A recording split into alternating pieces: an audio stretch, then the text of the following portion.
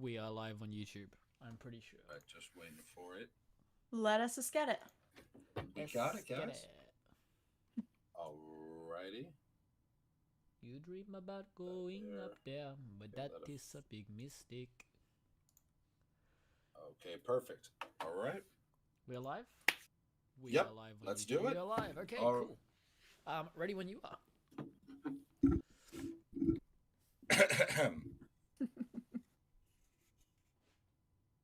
All right, everybody, let's get back into this. Now, this is One with the Films, and we are so happy to have you all here. Happy Pride, everybody, to all of our bisexuals, our gays, our lesbian friends, our transsexuals, everybody under the sun. If you're part of the A spectrum, anywhere on the spectrum, we are very happy for you. And obviously, One with the Films is a very gay podcast, if you haven't put that together already.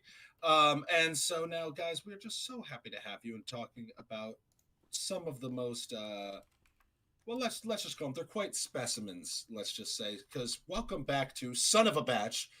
And we are so excited to have you all here today to finally finish talking about season 2 of The Bad Batch. Now, I am one of your hosts of this Brews and Bullshit episode. I am Movie K Man III, and we are so excited to have everybody here. Now, Naf, would you care to introduce yourself and tell yourself what you're drinking?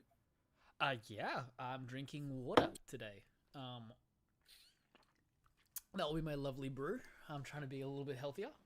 So that'll be the brew of choice for today. Next time, we'll go back to the It's not like this is called Brews or Bullshit or something like that. It's I've not brewed like that. water, That's what this... okay? Now stop being Oh, well done. rude. Well done. I'm sure that went a big effort to really go and brew that in the kitchen. It was It's a the lot brew effort. of the sky.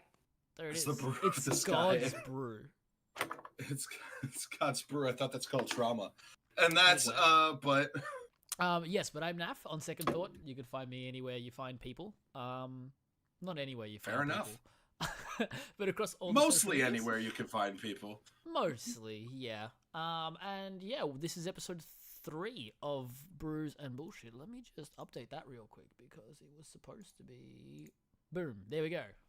Brews and Bullshit. See, number we 3. are on top of it, but we are streaming this currently from TikTok as well as YouTube. But as you can see, we are not alone. We have one of our best friends over here, our token straight, our wonderful person over here. Now, Spook, would you like to introduce yourself to the people? Hello, I am Spookibree.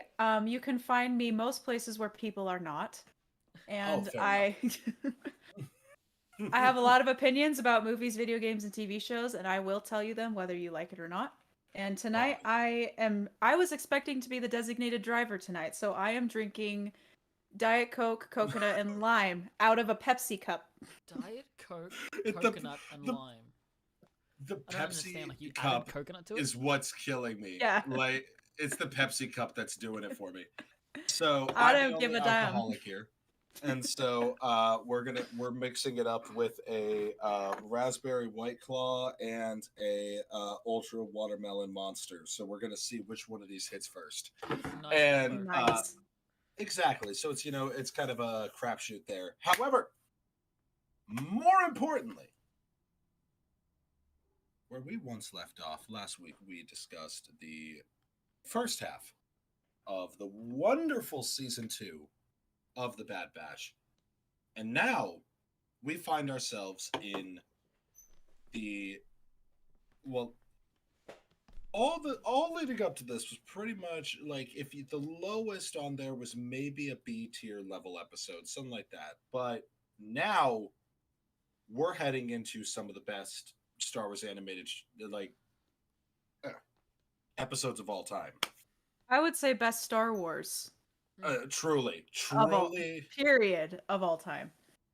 Oh, perfect. Well, that's that's my 2 cents as well. So, with that said, we are going to start with the episode Metamorphosis. Now, I want to kind of recap for everybody.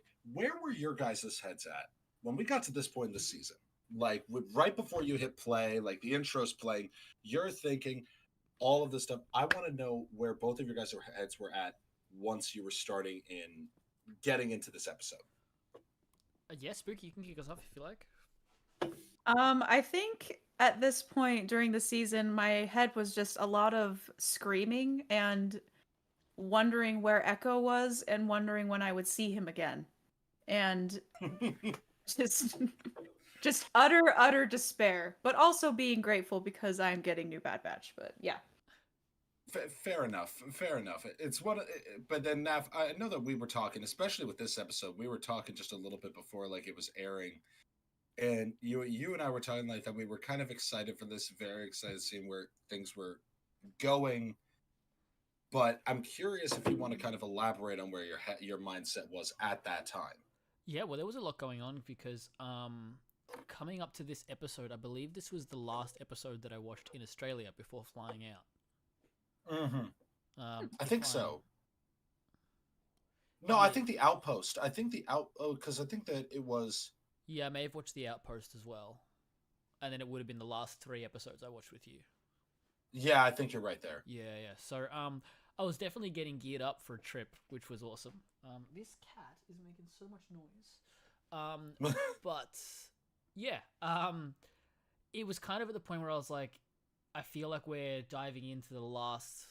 Like at this point, we didn't even have season 3 confirmed, so it was almost like, what are we going into the last few episodes of the Bad Batch? What could possibly be happening here? But I did feel like it was like it had a lot of what's the word, like story beats kind of unfinished. So yeah, it was like, I think we're gonna get a season 3, but I'm scared that we're not. And maybe it'll need it, but it'll get cancelled. So I was kind of like very trepidatious. Oh yeah, going into this one, and just in general, like myself, I was in kind of a similar boat because it was like, okay, we hadn't heard about season 3. I was liking the season thus far, but obviously we were heading into kind of like we were over halfway there, and I was very curious about this one. And this episode truly remained to be one of the ones it stays with me. When I watched it, it something just hit so right about this episode. And we start off with obviously this very almost reminiscent of Alien kind of shot. You know, you're seeing this ship coming out of hyperspace damaged, which just one of the best first shots of a Star Wars episode ever was just seeing like this ship just being pulled out of hyperspace, just completely damaged, and seeing a clone commando. Delicious. I know, right? That this is the Brews and Bullshit always is fun doing this way. But the seeing this clone commando running from something, and we talked a little bit about the time, but I feel like Star Wars tends to have these moments where it will reference things or pay homage to things, but it'll almost be like a lesser version of that thing. Where like it's fun, it's a good reference, and it's like, oh, I see what you're doing there. It's kind of a cheeky move there, but it's not. They don't commit. Yeah. This one, however, it felt like it actually did have the tension. It had the horror. It actually really felt like we're watching Alien in the Star Wars galaxy. I don't know how you guys feel about that, but as we enter this episode, we're kind of where your head's at with the horror elements of this episode. Yeah, there was a lot in here that I really liked. I love, like, I've spoken about this on TikTok at length, where I've been like, I feel like Star Wars is sometimes at its best when it's leaning into like genre as well. Like a lot of the Clone Wars stories that were really effective, and a lot of particularly like this, like diving into a little bit more horror, is yeah, like I think it's best when it's experienced as like there's a universe and we can tell any kind of story within that universe. You know, we could have a Star Wars rom-com show up at one day and it would be fantastic. Yeah. Yeah, so it felt like they took the things that they learned from what was it, the Brain Invaders episodes on Clone Wars, which are like horror but like a little bit silly, and yeah, really like what's the word, like matured that to the point where they knew you didn't have to have a worm coming out of somebody's mouth to feel like horror. They were able to do that with the way that they lit the scenes, the style of animation, and the music in particular as well. Like, this is another one where the Kind brothers are just like unstoppable. Oh yeah, truly. And so, Spook, going off of that, how were you feeling about walking into kind of the horror at the beginning of this episode? I was elated. I was so freaking because a lot of people have like made TikToks or like just posts in general saying, "What genre would you like to see in Star Wars?" And as you can tell by my username, I love horror. Yeah, And so I've always wanted to like, and there were some like sprinklings of it in Clone Wars, definitely, with like we said, the Brain Invaders episode, or I would even argue when Yoda goes to, I think it's Korriban, Korriban yeah, or Morriban, yeah. with like all those horror elements of it. I was just like always thinking there's so much potential to have a horror story in Star Wars. And so Good boy. when I saw this episode and like when the ship came out and you could just see the commando running through the ship, I Oh was like, yeah. "Oh my gosh, we're doing Alien." I was so excited. I like was just so excited. I was like, "We're doing Alien. It's happening. It's going to be great. I love it. I'm so excited." And so yeah, at first thoughts when this episode came out, I was just so excited to see where they took it, and part of me was a little worried like, well, it's probably not going to be like taken seriously. It's probably going to, because it's, Bad Batch still needs to be aimed at, children. Yeah. So it's not going to go super hard with like the horror or like gore or anything. So I'm like, it's, if at most it's going to be a good time. But I was I was proven wrong. It was a great episode. I loved it. I could keep talking about it, but I'm going to stop. Oh, well, absolutely. Well, we're not going to stop anytime soon on this thing was that like and I do think like obviously Kenny in our YouTube chat is pointing out some other ones like the obviously as we said the Brain Invaders or as he calls it the Walking Dead arc. Yeah. And absolutely well said. And then also Vader hunting Obi-Wan in the Obi-Wan show like you've and Ken, to that point, you've had these moments and again this is kind of what I believe we're all kind of agree with, where this is kind of a continuation of that. This is like that, and this is in the upper echelon of when Star Wars has tried to do scary and doing that really well. And with that said, one of the things that impressed me was the fact that the horror elements were not just with the, what's in the ship. We also were introduced to Hemlock, who quite possibly has the potential to be one of the most horrifying villains in Star Wars. He's not there yet, but he certainly is up there with some of the creepiest, like, I mean, listen, I thought for a second with the quality of voice acting work that was being done by him, I thought it was Sam Witwer for like a hot second. Mhm. And then doing more research and going, oh, it's not? Oh, this guy's giving Sam a run for his money. Okay. All right. Who's this guy? Like, I have never actually looked up a voice actor faster than Hemlock. Who is the voice Just actor? to I'm Jimmy blank. Simpson. Oh, you got it. Yeah, Jimmy Simpson. He I think was that's how you say his name. I think you're right. But he's so Oh shit! so goddamn From good. Always Sunny in Philadelphia. Hmm. Mhm. Huh. The more That's you so know. wild. You know who I thought I knew was him for a from little Psych, bit? so That makes sense. Ooh. Yeah, knowing him from Always Sunny in Philadelphia doesn't make me think, oh, he'd play a fantastic villain in Star Wars one day. yeah. Truly, I actually right? thought that it may have been the same voice actor as Callus for a little bit. I don't know why I got that kind of Oh, vibe. yeah. Yeah, It's But- the smoothness of the timbre. It's just yeah. Absolutely. And it was one of those things where you have that, but also it was like the choice. Like it felt very much like, I mean, even you think about like Andor, it felt very much like Dedra Miro talking to Bix. Like it had that same level of character choice. Mm. And I feel like it's harder to do that with voice acting. Like you can pick a voice, like like you can pick a voice as a voice actor, but it's tough to get that feeling of like the same kind of intensity that you could get like on set. Yeah. And having Mhm. that almost whispered cadence of Nala say, is it? Like, it's nice to finally meet you. Just having that sort of, that which also his character bedroom makes me voice. ask his bedroom voice, which he never. So I don't know what he thinks he is because he just must always think he's in the bedroom, like just sort of a thing. Mark Like me down as scared and horny. exactly, it is one of those things of damn it, sir. Like I want to get away from you, but I want to get away from you naked. Like that's the vibe. Like just sort Scared of. and horny is where I prominently preside. Yeah, exactly. That is like your perpetual state. It's just like it's that is the NAF spectrum. It's like you can swing one way or the other, but it's always on that spectrum. As long as you're on that But spectrum, we're happy. If she as doesn't long terrify you, she's not the one for you.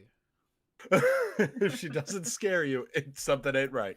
But like with it, what I also felt was so interesting about his character is it makes us ask a lot of questions as to where he has been, especially with some of the stuff we find out later on in the season, which you realize that Hemlock brings a certain scientist with him who will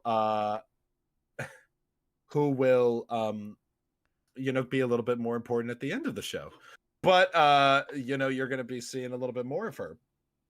But that was a tough one because I was trying to pin back where we find out where that female scientist showed up because I thought she was just there the whole time, and then finding out that she was wherever Hemlock was, she was also there, and I was just like, okay, and like, so Spook, like when that happened. Hemlock. Oh yeah, go ahead. Just a second as well. Go ahead.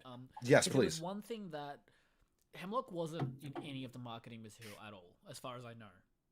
Oh no. We were very much sold Rampart is the villain this season. And even from the first episode of Rampart showing up and shooting the guy so he can, manipulate the documents himself or the reports himself, I was like, man, I always thought Rampart was a little bitch, but at the same time, it was like, but that kind of makes him interesting because it's like he's going to try so hard to get his way, like he feels like a petulant child. So having him then be wiped out mid-season essentially, and this is delicious, by the way. I ended up if you're listening to this on demand later, I ended up grabbing a drink and it's a passion fruit vodka cocktail kind of vibe. Ooh, passion fruit. Yeah, you are my passion fruit. But Fruity passion. But yeah, like I think it's really almost snorted out of my nose. Nice. I almost got a spit take, and I'm very proud of that. Like it is Pride Month after all. So now as we go along, with that, yeah, you were saying, like as you're saying that, like we had no clue this guy was coming. We all thought that Hemlock or that Rampart was going to be the villain for the entire. He was that he was this kind of like, more imperial big bad of the show. Yeah, for sure. And when he gets knocked out and replaced with someone who is arguably even more terrifying, it was such a surprise. Rampart gives this like kind of like early Kylo Ren energy, like in The Force Awakens, where he's just kind of like a bit annoying because he's just like, I'm mad, I want to slice up the wall. Yeah. And Rampart gives off this, calm, collected. You mean Hemlock, right? Hemlock, sorry, yeah. It's almost like a Thrawn type villain, where he's just, you know what he it walks in the room and reminds me of. He's in control. Yes, Ricky. Yeah. I just realized they pulled a Gus Fring on us because. We go into Breaking Bad thinking that like Tuco Salamanca, Hector Salamanca, like they're all going to be the big bad guys. And then we meet the real bad guy and he's very calm and subdued and gentle when he talks. And he's very sophisticated and like so practical and logical to an inhuman standard where it's like humanity and empathy has completely left him. And that is who Hemlock is, and I just realized that, and it's really cool. That's amazing. You're absolutely bravo, right. Star Wars writers, bravo. I saw it. God damn it, Jennifer. I saw an interview with Giancarlo recently where he said that aspect of the character wasn't like part of it when he originally got the script too. That was something that he kind of was like, I will play this character, but this is how I kind of want it to be. This is the way that I would do it. And they kind of molded the character around him a bit more, which is huge. Mm-hmm. It's so fascinating when you hear that stuff. He said, "You really don't understand an actor's ability to act until they're put in that role. Who could have seen Joker from Gotham to be one of the best Jedi we got since Mark Hamill himself?" Fair enough, exactly. Also added to that, that F Nalasai. Oh yeah, which Rampart is Tarkin Light, so same great flavor, half the price.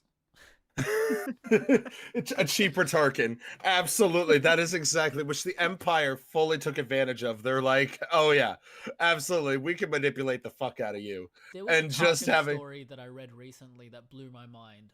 In the From a Certain Point of View novel. I don't know if either of you have read that. No, what is it? So in A New Hope, Luke and Han knock out a couple of stormtroopers and take their uniform.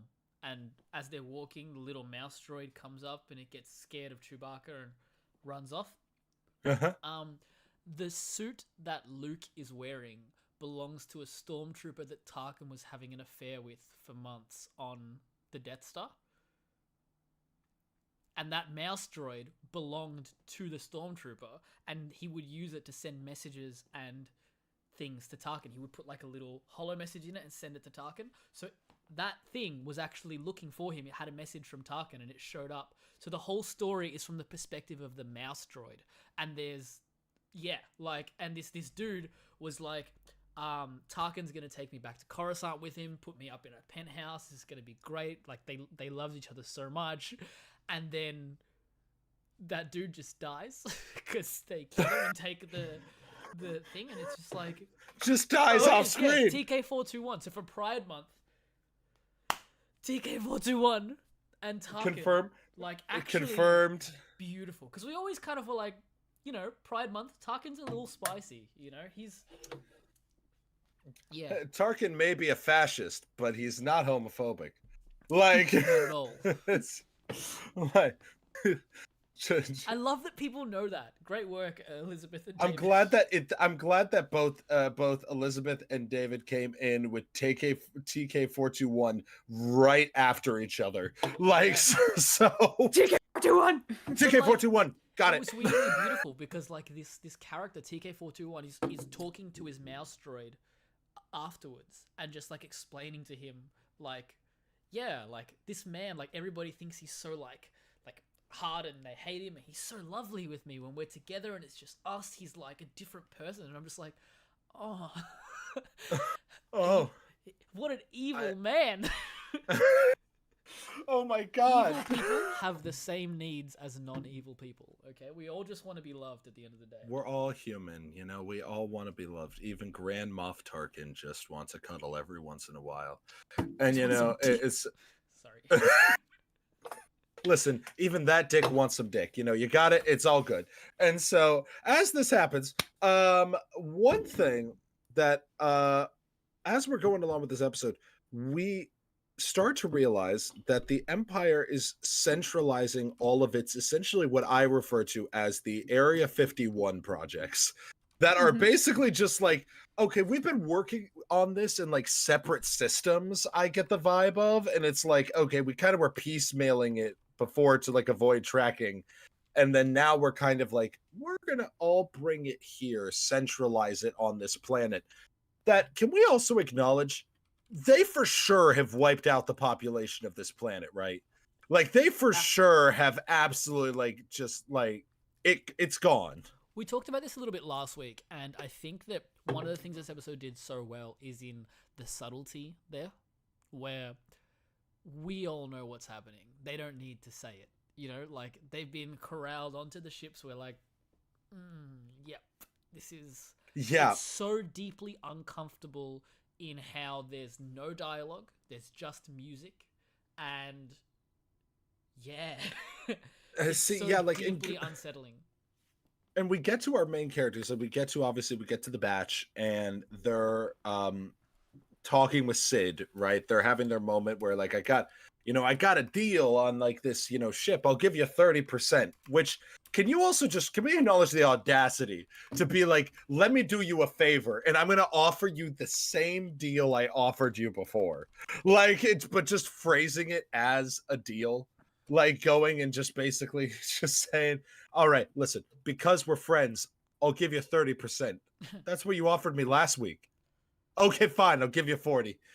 Okay, fine, Yeah. 50, but don't ask for like anything more. All right, remember that we're friends. And when they get there and they see that downed ship, and we start to get a little bit. I know, Neff, you and I talked about how we both thought maybe they're doing sort of like maybe they're fully doing death troopers, fully doing like the zombie stormtrooper like idea for like a split second. But did either of you believe that it was the Zillow Beast at first? No. I It's saw a new. I thought it was a completely new thing. Yeah, I saw a bunch of people picking up on that very quickly. Like one of my friends that I'll shout out, Indiota, did a reaction video, and from like the first sequence where he saw it, he was like, "Is that the Zillow Beast?" And I was like, "Are you fucking kidding me, man? What? How?" Because for me, like until maybe just before it became like, I probably figured it out like a minute before the crew figured out what it was. I was just like, what? That is just not what I expected at all. And I think that's something that Bad Batch does really well, where it is closing off, like storylines from Clone Wars without feeling too, what's the word? Like just like random with it. It's from Clone Wars, even when like the Martez. Yeah, it's not a Pandering? nudge. Yeah, Pandering. Yeah. That's Yeah. a good word for it. Because it feels genuinely like almost the writers taking a moment and going, well, what did happen to this thing? Yeah. And how would it logically go with that point? Because I thought it was very, very interesting that they were bringing that back. And just having that moment happen was just, and then especially the huge Zillow Beast, Incredible. But then seeing how well equipped the Empire was to take it down as well, the second they showed up, it was just like done. Like they were prepared. Yeah, like they were ready. They learned from their mistakes. Exactly. Oh yeah. They used the Zillow Beast to, I don't know, I guess try and help facilitate their cloning or whatever else as well. But they've also used it to craft a weapon that can kill or penetrate the Zillow Beast's armor. Like, it's wild. Well, and disable it. They didn't even kill it. They were capturing it again. Yeah, you're right. Yeah. And so, like, with it, but to the point there, one of the things that I love about this episode was we saw it in Andor, and I think that this episode continues to kind of prove the point. You see in this episode just how scarily efficient the Empire is. Like it's not just goofy stormtroopers, kind of, or things like that. It's like, no, these guys came in and within a second, like within a couple of minutes, this thing was subdued. Yeah. And then immediately they go to work. Like you hear about those urban legends in America where it's like people see something and then a bunch of people in suits are now like there. And it's like, okay, that's kind of sketch. Like, I don't understand. Like people say, and then they're like, the adjustment basically it's kind of pretty much like that kind of vibe there. And the moment that gets me, you were talking about it earlier, but I still maintain this was when the season, not that it changed for me, but it gave me what I was like, I think Metamorphosis at the time, I was like, I think this might be my favorite episode of Star Wars or of the Bad Batch that I had seen at this time, was because they have this moment where you see a little bit of these shots of these civilians up on this ridge and they're looking over, seeing the Zillow Beast. And then you see these giant shuttlecrafts come in.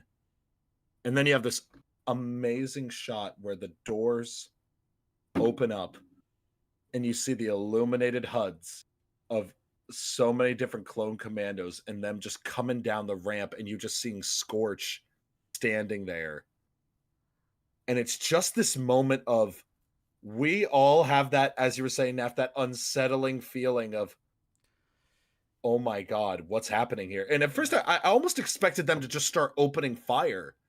Honestly, I thought that's what was gonna happen. But what happens is so much worse in a weird way. It's so much worse. It's so much worse. On our previous point that we were talking about, Kenny said that he thought it was something new, but it was out of his mind when it was a Zillo Beast. And then David said that he forgets what he was hoping it to be, but didn't expect a Zillo Beast till it started growing. So that's similar to kind of where we were. And then Kenny said that it continues the same story arc with cloning. They're using cloning to experiment on all sorts of things, people, animals, even continuing Imperial officers. Yeah, absolutely. Like right and 100% all the way through. But the thing that was so great is you see Hunter Tech, like you see Hunter Tech in like Omega and Record. They have this moment where it was also a great moment for them because we rarely see the batch outmatched or like a moment of outbatched. Nice nav. But like have it exactly. Who left a drum set in here? Exactly. Wait, who in goddamn hell? But just sort of. But as this happened there, like one of the things that got me was, and I'm curious for people in chat as well, where you see the batch having this moment of, oh my God, you guys are truly walking into something that you're just basically catching a sliver of. And it's almost feels like when you're playing D&D and your DM introduces a storyline that like takes whatever you thought the story was about, you realize it goes so much bigger than what your characters are there, and that it almost makes you remember you're not the main character in this world. You know? Where they don't really give a shit about the fact that the batch is there. They care about this. And it's just this moment of, oh, that's infinitely more terrifying. I don't know how you guys felt, but that was how I felt in that moment with how at least our, heroes tying into it. Yeah, Spooky. Yeah, I agree. I think it's far. I tend to like shows where it's far more interesting when the main characters don't necessarily matter, especially to the villains. Like the Bad Batch is literally one of the lowest priorities on the Empire's list right now, and so I don't know. I just always think that's infinitely more interesting and also kind of funny when that happens. Oh yeah. It's like you took everything from me. I don't even know who you are. like truly. That is a great beat in Endgame. It's one of my favorite things out of that. It's such a great moment there. And Nav, how do you feel similar with that moment? Like, I'm curious how you felt about it. No, I think that Spooky's hit the nail like right on the head. Like, and I mean, we could talk about Metamorphosis for hours too, but there's 4 other episodes that we need to touch on too. Oh yeah. Oh well, 5 I think. Yeah, but and we will go off with that. But the last thing that we kind of see in this one is you get the indication that the Empire needs Omega to get Nalase to talk. Which has one of the best lines in the entire series is Lama Su being brought there and saying, basically oh, same. I thought that was kind of what they indicated, but it makes a lot more sense that they just were, taken. But there was a moment there where Lama Su said, I forget the exact wording, but it's like, what you don't realize is it only if you don't get her to talk, it's not going to be long before you end up in a cell like me. And something akin to that, and you have that sense of by looking at how Rampart was treated, how you even see it a little bit in Crosshair, and we'll get to that in a moment, Spook. But having that moment, and you're getting that sense, but then Hemlock kind of just saying, no, you misunderstand what this is. It's almost Hemlock kind of having this moment of no. You think you're here to kind of pull a little finger and kind of manipulate me or do these things there. It's like, no, you don't understand. You're on the chopping block. If you don't do this, you need to think very carefully about what I can do to you Like it's just this moment of, oh shit, what's going on here? Kenny And says then that there's a Star Wars whole fails death. When you didn't see it happen, they were never dead. Mhm. Fair enough. We'll get to that later too. And but but we see this moment. We're left off on this cliffhanger. We have the batch say, send this info to Rex and Echo. You kind of are left off with that. And then one thing we didn't mention as much last episode, which we should have, Jennifer Corbett and the Kiner brothers had an awesome tradition this season of putting out cryptic tweets before the night of every episode, which I started to look forward to more than the episodes themselves. Yeah. Like, just seeing that always made me feel like, just like, what the hell are you talking about? What the hell is going to happen?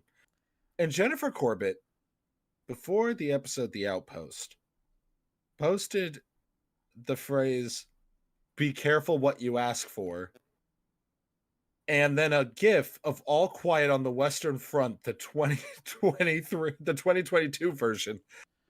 And then Naf and I called each other and just said, what the fuck are we getting tomorrow? This was for the Outpost, yeah? Mhm. Yeah. And then we got the Outpost. Now, Spook, I know you came We're both prepared. just gonna drop out of the chat quickly and let's Exactly. So we're gonna just pull. I'm gonna pull up here. I'm gonna crack open. I got 1, 2. Just so many notes. All of the notes. Oh my god, I love it. So now, Spook, I have been dying to hear your thoughts with this. So please, you start off this moment. You see this episode. You click play. What's going through your head, and how does that change as this episode, like, just completes? Like, I'm just curious to know what that process was like. Well, like you said, Jennifer and the Kiner brothers, I can't remember who it was specifically. I'm wondering if it's one of the Kiner brothers or if it's another writer on the show. They tweeted the word lieutenant. And that was all they tweeted, like before the episode dropped. And then I log on, I see the summary, and it's as vague as shit. Like, of course, it's like, I think the summary is Crosshair makes a new friend while I think you're right. I think you're right. It's just like Crosshair makes a friend while serving on an unforgiving planet, something like that. Like, just really, really vague. And I mean, I can't remember what my thoughts were before watching this episode, other than, hell yes, it's another Crosshair episode. Give me my Zuko level redemption arc that I know you're gonna give me. Like, please, I want to see it. Like, and then the first scene we get is something that I really appreciated they put in the show, and something that, I don't know, I just really liked the way they handled it, and it's Crosshair being treated like shit by another Imperial, basically. Yeah, fuck you, Crosshair. And then just... I wanted to butt in just for a moment here, because I'm just doing some research on the side here on the Kiners. And what I have found is that one of the Kiners actually came out as trans. So Deanna. Oh. Yes, yes. So we should collectively refer to them as the Kiners, as opposed to the Kiner. The Kiners, yes, absolutely. The Kiners, okay. Yeah, the Kiners. Yes. And just in honor of Pride Month as well, obviously, like, fantastic for them. But there's heaps of absolutely congratulations. She has a ton of support and is so grateful to the trans community. This laid a path for her to take. She absolutely could not have done this without the people who fought for the rights she has today. We're so excited for this, and she is so happy. Absolutely, trans rights, trans visibility. We support. We stand. Way to go, Kiners. There's this beautiful like image here as well of Hunter and his armor is in trans colors, holding Omega, and she's got a little trans. Oh, Oh. beautiful. Oh, please do. We got to put that in this. Yeah. So, yeah. but the with that Kaima's said, obviously making incredible music. and so you're seeing Crosshair treated like shit.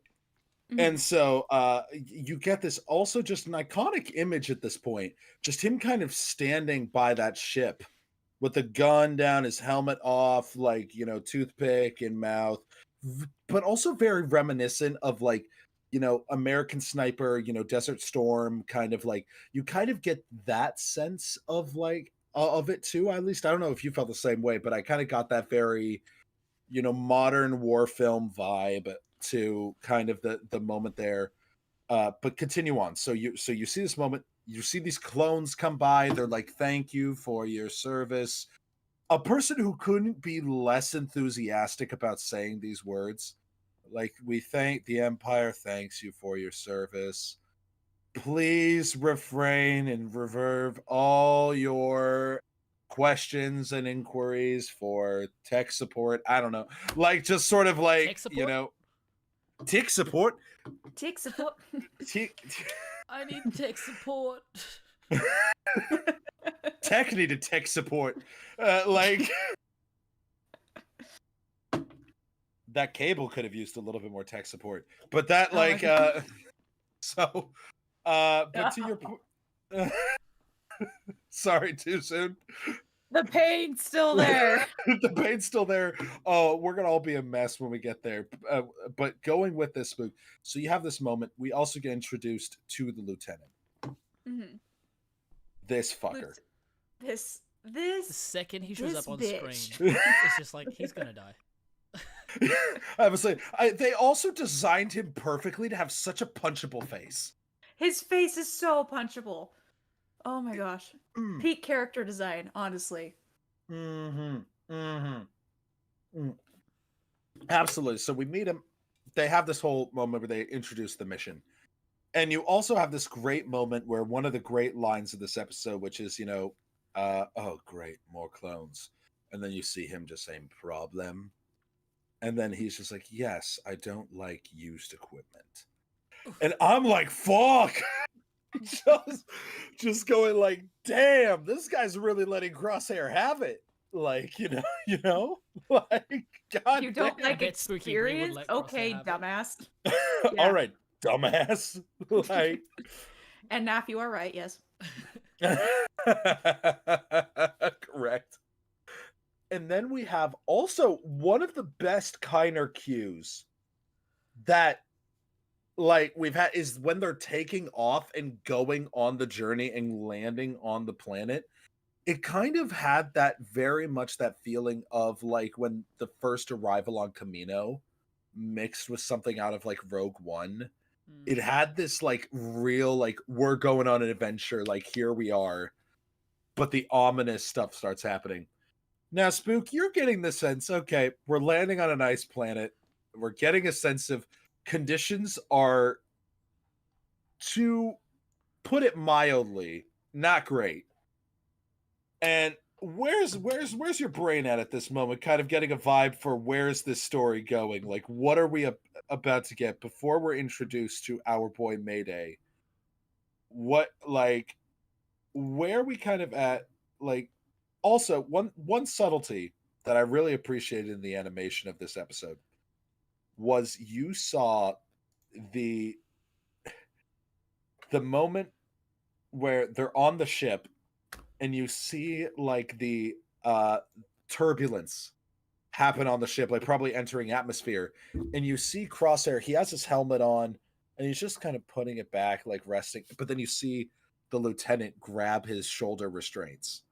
Just, it's a little thing, but it just kind of just, it helps before we get the reveal, like in a second, that none of us were surprised by. But you kind of get the sense this guy's not fucking experienced. This guy has barely been off world, if he's been off world at all. It's giving officer vibes. Yeah. It's giving not enlisted, but yeah. It's one of the things that I appreciate the most about animation as a medium, where unlike when you're watching a film and you're sitting here trying to pick it apart and go, I wonder why they did that and why they did this and why they did that. I think a lot of stuff is intentional, and a lot of stuff is just happy accidents.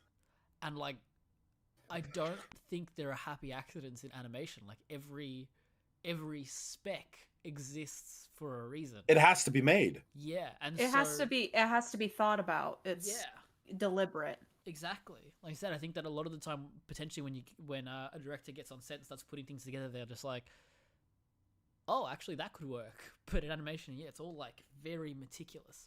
That goes even further when you look at things like stop motion animation, which is another layer to that, where it's like, not only did we like place it here, but like we made it by hand. Oh yeah, you're absolutely right, Neff. And seeing that and having that moment there and seeing all these details as we're like going in, you start seeing this whole vibe, like it's this tundra. And then you have the image where we were talking a little bit about it off. I think you and I were talking about it off mic, Spook, where it was having this moment where you look over and it started to become almost Ahsoka. Remind me the name of the bird that Ahsoka has. That's kind of like the symbol of her. I think. Yeah, the convor there. One thing that I really love about it is you have the convor as kind of her motif, her image.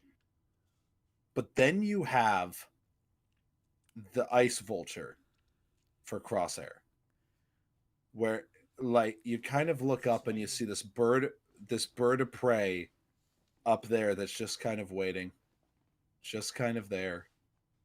And then we're introduced to what I also believe is one of Jennifer Corbett's favorite clones ever introduced in the series. I think she said that at Celebration. Really? If it's her favorite, then why did she kill him? You don't kill things you love, Jennifer. Jennifer, no, don't do this to us. Stop it. Listen, as a writer, I kind of get it. as a writer, I don't disagree. I love you, but sometimes it just happens. I love you, and that's why I'm killing you. And that's like it's. And so, what I felt was, we're introduced to Mayday, who's in this almost wrapped armor that's like they're just literally duct taping their armor together. Which at first I thought was I was like, okay, is that like a tactical thing that they found? Is that like kind of a thing there? But then when you realize it's like, no, they're just trying to make sure their armor don't fall apart. And you see like the helmets in the background, like the helmets that are kind of like on these little boxes of like other people there, and it's like these three are all that's left. That's all we got.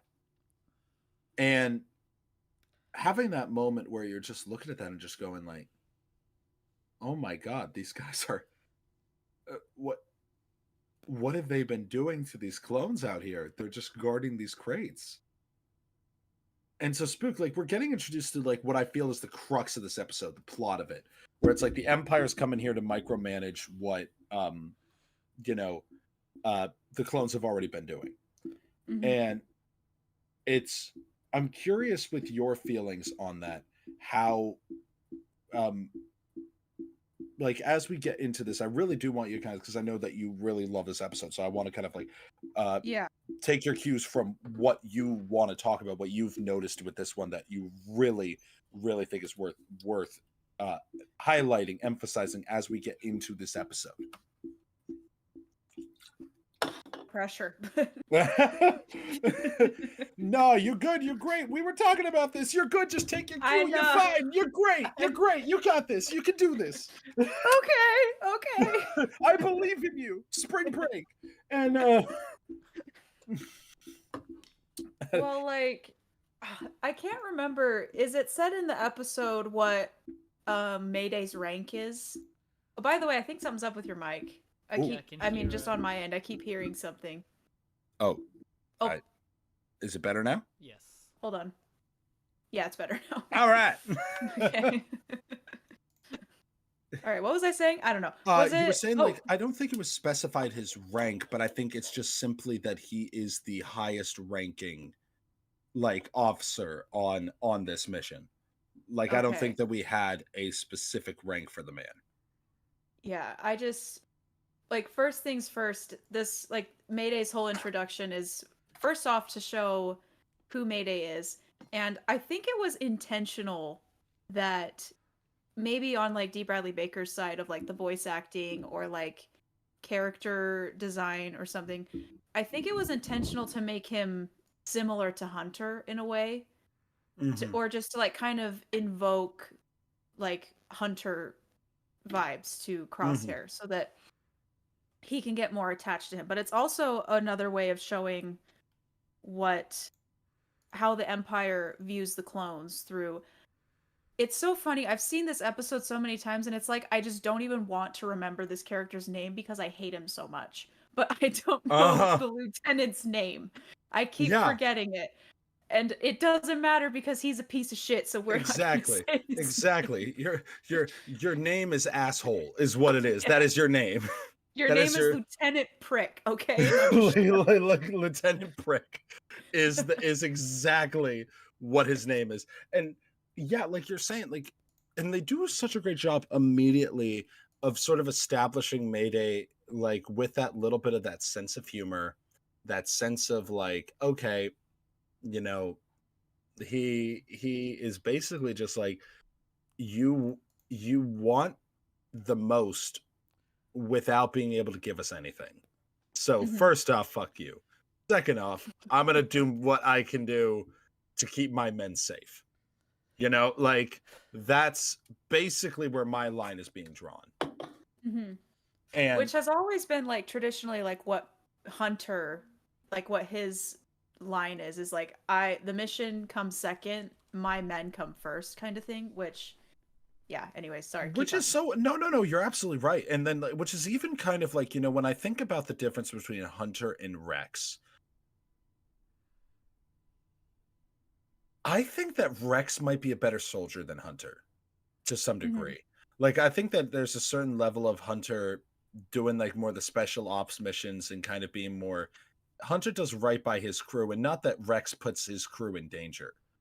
But Rex is more likely, I feel, to go along with things. Like, I mean, Anakin Skywalker was his captain for how long? Like, you know, he goes with these bullshit plans and understands how that's gonna go. Uh, but Hunter has always kind of been, whoa, whoa, whoa, whoa, whoa, what about my people? And I feel Mayday's the same with this, where like he's doing his best to keep his people there. We get this action scene pretty early on where like there's attacks happening. It's so quick. And Nav, I don't know how you feel like when we're introduced to Mayday in this moment. Where was your head at when you were watching this episode, especially leading into this kind of first action moment? It's kind of hot. I mean, fair. No, Like but I remember That's a just given. being. I love it's the look of armor that's been like put back together. I think it's just such a cool mhm. design, and like that's one of the things that I really loved about even going into season 2 a little bit. How like some of the armor's worn down and they've had to repaint it and touch it up a bit. Like it just, I think you can tell a lot about a character from their armor when it's not clean. Um, Yeah. and that was one thing that I really appreciated going into this. And I was like, these guys have had it rough. Like from the second this episode started, it was a very different tone. Hmm. Where, you know, if it were like a Bad Batch episode and they were working for somebody that was kind of like annoying, they probably would have been a little bit more like tongue in cheek, like, this guy doesn't know what he's talking about. But Crosshair's able to deliver all of that with his eyes. And it's the same sort of deal with Mayday. Like his interaction with that, again, I don't remember his name either. The dead Hmm. lieutenant. Lieutenant Prick. Lieutenant Prick. Nice. Um, Oh funny, it's also what I call Keegan. But yeah, yeah, for his different first reasons. interaction with him is brilliant too. So like, he's one of those clones that you just love from the get go, like a Hauser. The second they show up, you're just Yeah. like, I like you, don't die. I like you. Have a cupcake. And it's that it truly is that moment where you're like you're seeing this guy, you're feeling for him, and then they have this moment where oh my god, like you feel that love that like they have, and then you have one of my favorite moments, which is um, Crosshair. It's the first time you're kind of seeing where Crosshair's head's at, and it's the lieutenant goes off for a second, and so the guy and then Mayday looks at him. He's like, "How long have you known the lieutenant?" And then he's like, for like the past 2 hours, like, and then it's just this moment of like, and then he's like, "Oh, like lucky you." And then he just kind of has a moment of name's Mayday, what's yours? And then he just has a moment where it's a pause. And I feel like it's kind of like at this point, I feel the clones have been more trained to within the Empire not say their name, say their number. At least this was what I got from the kind of subtext of what this scene was it was like if this was any other time, Crosshair would have been like, give his CT number. And then this was that moment where he goes, actually says Crosshair, like says his chosen name. And then having that moment where you see them ask like, what group were you with? And he's, Clone Force 99. And it's like, they're gone. And then it's like, well, we're the ones that survive, right?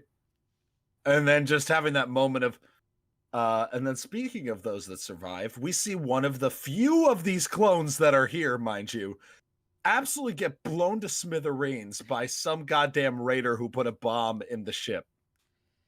And the lieutenant doesn't even let them mourn. Doesn't even let them have this. It's just, well, go after them. Yeah. They have one of our crates. Like, we need you to go get it. And while we all say, fuck you, Lieutenant, like, please feel free to kindly fuck off. And you really have this moment where we get probably one of the best moments in animated Star Wars, arguably Star Wars in general, is the scene where Crosshair and Mayday are in that cave. And they're looking for this guy. It's just the two of them. They're going through this, and they have a moment where they step on a mine, where Crosshair steps on a mine, and it's like a pressure mine, so he has his foot still on it. And then they're like, oh, okay, just stay there. I don't have the best equipment for this job, but I have this. And it's like it kind of has like they have a good like almost soldiers macabre sense of humor about it. You know what I mean? And I think that moment, Crosshair and gone, rip. just be like, nice knowing you, pal, and walks away. But also F in the chat. F in the chat. Wow, it's one of those. Let's go. It kind of reminds me of that that TikTok sound that was going around a while ago, which was, would you guys be there for me if I was going through something? No, absolutely not. No, I hope whatever it is you're going through really sucks. Like, just like, I hope you reach out to me so I can ignore you. I hope I go to your funeral knowing I could have changed that outcome. Like, just have it. Like, it kind of felt like that moment between them. But then you have this great moment where, they're like, oh my God, they just left this guy. Like, it was a raider. And it's like, they just left him. And then Crosshair's like, well, he was dead. Wait. And then Mayday says, remind me not to die on your watch. And man, so good. It's such a good plant, like, but like in a way where there are times where Star Wars will do this or other shows will do this, and it's like, okay, that's clearly a plant. It felt like it was more Mayday's sense of humor, and it worked really well in that moment to give him that line. And sure, it's like, okay, I have a feeling you're not long for this world. But I didn't fully feel like they were doing a full plant and payoff moment with this yet, until we see what happens. I don't know if either of you guys felt that with that line, but obviously that sets us up for a big thing. I'm curious, like, especially Spook, what you felt about that line. Well, someone pointed this out, and I wish I could give them credit, but I can't remember who it was. But that line is so multi-layered because it's a callback to Crosshair's introduction in the Clone Wars when they're talking about they're on Skako Minor and they're planning on saving Echo, and they don't even know if Echo's alive. And Crosshair says, "I think you're just letting your guilt get in the way to Rex." He says this to Rex because you left him for dead.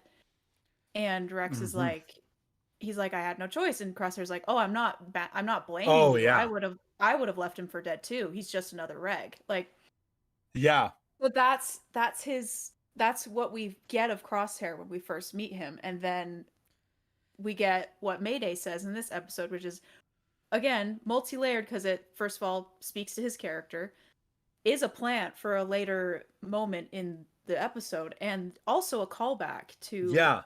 Crosshair's character. The whole "will remind me not to die on your watch." Like, Yeah.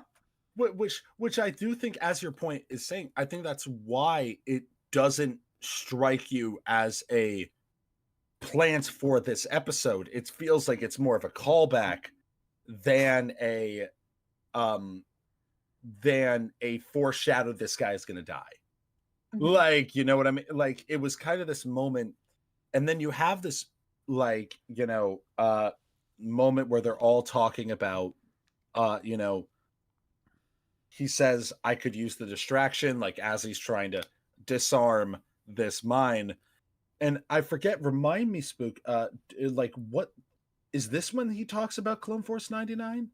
Is this I where, yeah, I think this is the first, and I think it's the first time he talks about them to somebody else. Well, at least that what we see of, because yes, for the most part throughout the show he hasn't mentioned them, and he has tried to, I think intentionally he's trying to emotionally distance himself from them, because in his mind he is grieving, like, the fact that he's not with them anymore, even if it was completely his choice and he thinks that it was the correct choice to make. But he still is like hmm, like trying to process those emotions, and so he doesn't ever speak about them. And this is, I think, the first time he does, in a way where he's not like talking bad on them. He's just saying, yeah, that's who I was with. They were my brothers and they're gone now. Still speaking to the fact that he lied yeah. about what happened to them and trying to protect them. and and it's great. Like, I'm just like taking a look over here, and it's like, you're kind of seeing this, like he's talking about and there's a moment where Mayday's like, and here we are, the survivors, like, combat troopers stuck babysitting cargo shipments. And it's just, you're kind of getting this sense of what these troopers have become. Like, they also, this is where Mayday's mentioning, because he's pulling out these little, clip things to kind of keep the mine down, so when Crosshair moves his foot, it doesn't trigger the explosive. uh he has the moment, which also so detailed and patient for Clone Wars, which I, or like any sort of Star Wars thing there, because I feel like we didn't get like the almost Hurt Locker-ish Mhm. IED like diffuser moment in Clone Wars. Like, Neff, I don't know if you felt the same way with that, but like, we kind of had this moment. It kind of was surreal to have a moment where it's like, oh, a major set piece in this episode is simply Crosshair stepped on a mine. We're trying to make sure it doesn't go off. And the way that's going to happen, it's not like they're under fire while this is happening. It's simply a tension-filled scene of putting these little things down and have a conversation while we do it. I don't know if that struck you as it struck me during that Well, episode. I was half expecting Crosshair to break out into song, like what happened in Kingsman: The Golden Circle.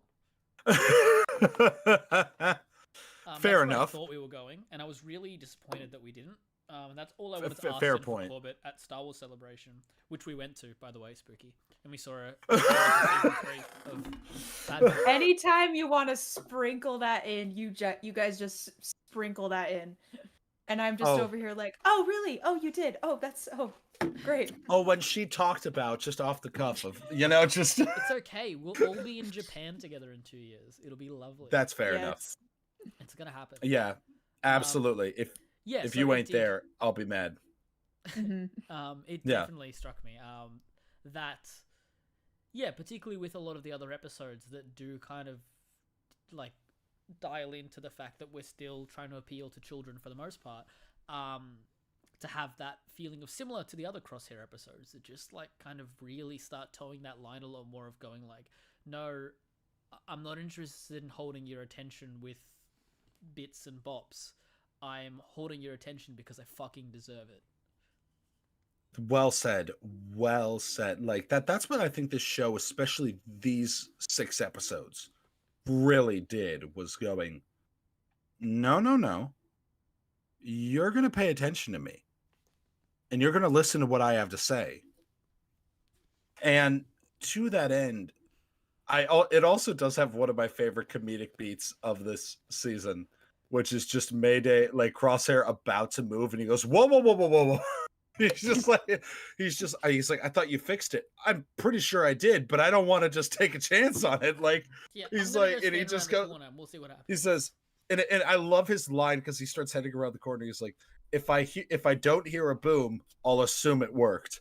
Like, just sort of a like, and then you have this moment where like it obviously does work, and then you kind of see they go to find the Raiders, and they have a huge like firefight, which was kind of really welcomed at this point in the episode, where it was like, okay, we've had a lot of kind of emotionally intense things. It's kind of nice to have a little bit of just a, classic Star Wars action sequence. But then they can't let us enjoy that because they reveal what cargo they have been guarding this entire time. Oh, dude. Which is perfectly pristine gear. And we don't know what, like, I mean, obviously kind of, I think that from a meta standpoint, all of us watching, we know what it is. But it takes them a second because they're like, we've been guarding gear? Why would they not let us use it? If that's what we've been guarding this whole time, we wouldn't get any of it. And then Crosshair turns over one of the helmets, and you see it's a prototype Stormtrooper helmet. Yeah. And it's that moment of he's like, it's not for us. And it's just this moment of such an echo of even like a little bit of victory and death with the helmet in the snow a little bit. But you have this moment where then obviously the avalanche happens, right? Which continues to be like one of those things of, I don't think about it often, but that would be one of the worst ways to die, wouldn't it? Like, just like being stuck under, like under snow, like just getting stuck underneath there. Like, not the state I live in, it happens all the time. And yeah, it's quite terrifying. Yeah, it's like for watching how that happens and you just seeing and visually, I mean, I feel like we need to take it as a given at this point, but still like visually stunning, this whole thing. And you have this moment where we find that Mayday very hurt by this. Crosshair's not faring too well either, but he picks him up and he has this moment where like, let's take this guy, let's bring him home. Like, let's bring him back there. We'll get him some medical thing, which in complete contrast to what he was just saying, which we kind of see a little bit of the old Crosshair, that whether it was ever fully in there in the beginning or not, like, you can kind of debate, is this something that he's kind of come to learn and appreciate as he's kind of seen the unfeeling aspect of the Empire? Because as Spook, as you pointed out, like, I feel like we'd be tempted to say that's a mentality he's gained in this show, but that's not true. This is a mentality he has had since the moments on it when they were introduced, where he only cared about select group of people, which was his people. And I don't know, I want to hear what your guys' thoughts as the carrying Mayday, like how you feel kind of Crosshair before we enter this episode versus because I know, Spook, you were saying you liked Crosshair, you thought he was interesting, but you didn't love him until this episode. Yeah, well, it was just a matter of like showing a character with great potential, but then also paying that off. And again, we have to just talk about the visuals. I Mm, absolutely love it's such a small minute detail, but I just absolutely love the choice they made where when the avalanche first happens, you see a Mayday hit a rock and it's a big rock. And yeah. then after it's over and Crosshair digs himself out and he looks up, you just see like the peak of it Mm. in the snow and you're just like, "Oh no." Like and so I just wanted to point that out. I just thought that was like a really great like Oh, agreed. visual storytelling thing. And then also the music that the Kiners did in this episode, I cannot praise enough. It's Oh, yeah. absolutely beautiful. And we were talking about how deliberate animation is, and I just love the how you can see in Crosshair's face the way he's animated the moment where he decides like, no, I'm not leaving this person here. Yeah. And I don't, that's when I decided that I absolutely love this character. And it's because I love characters where you see where they show that they are flawed and you show that they have beliefs and those beliefs are wrong. Like we know those beliefs are wrong. But I love how they show Crosshair, the writers, what you are thinking is wrong and you need to change it.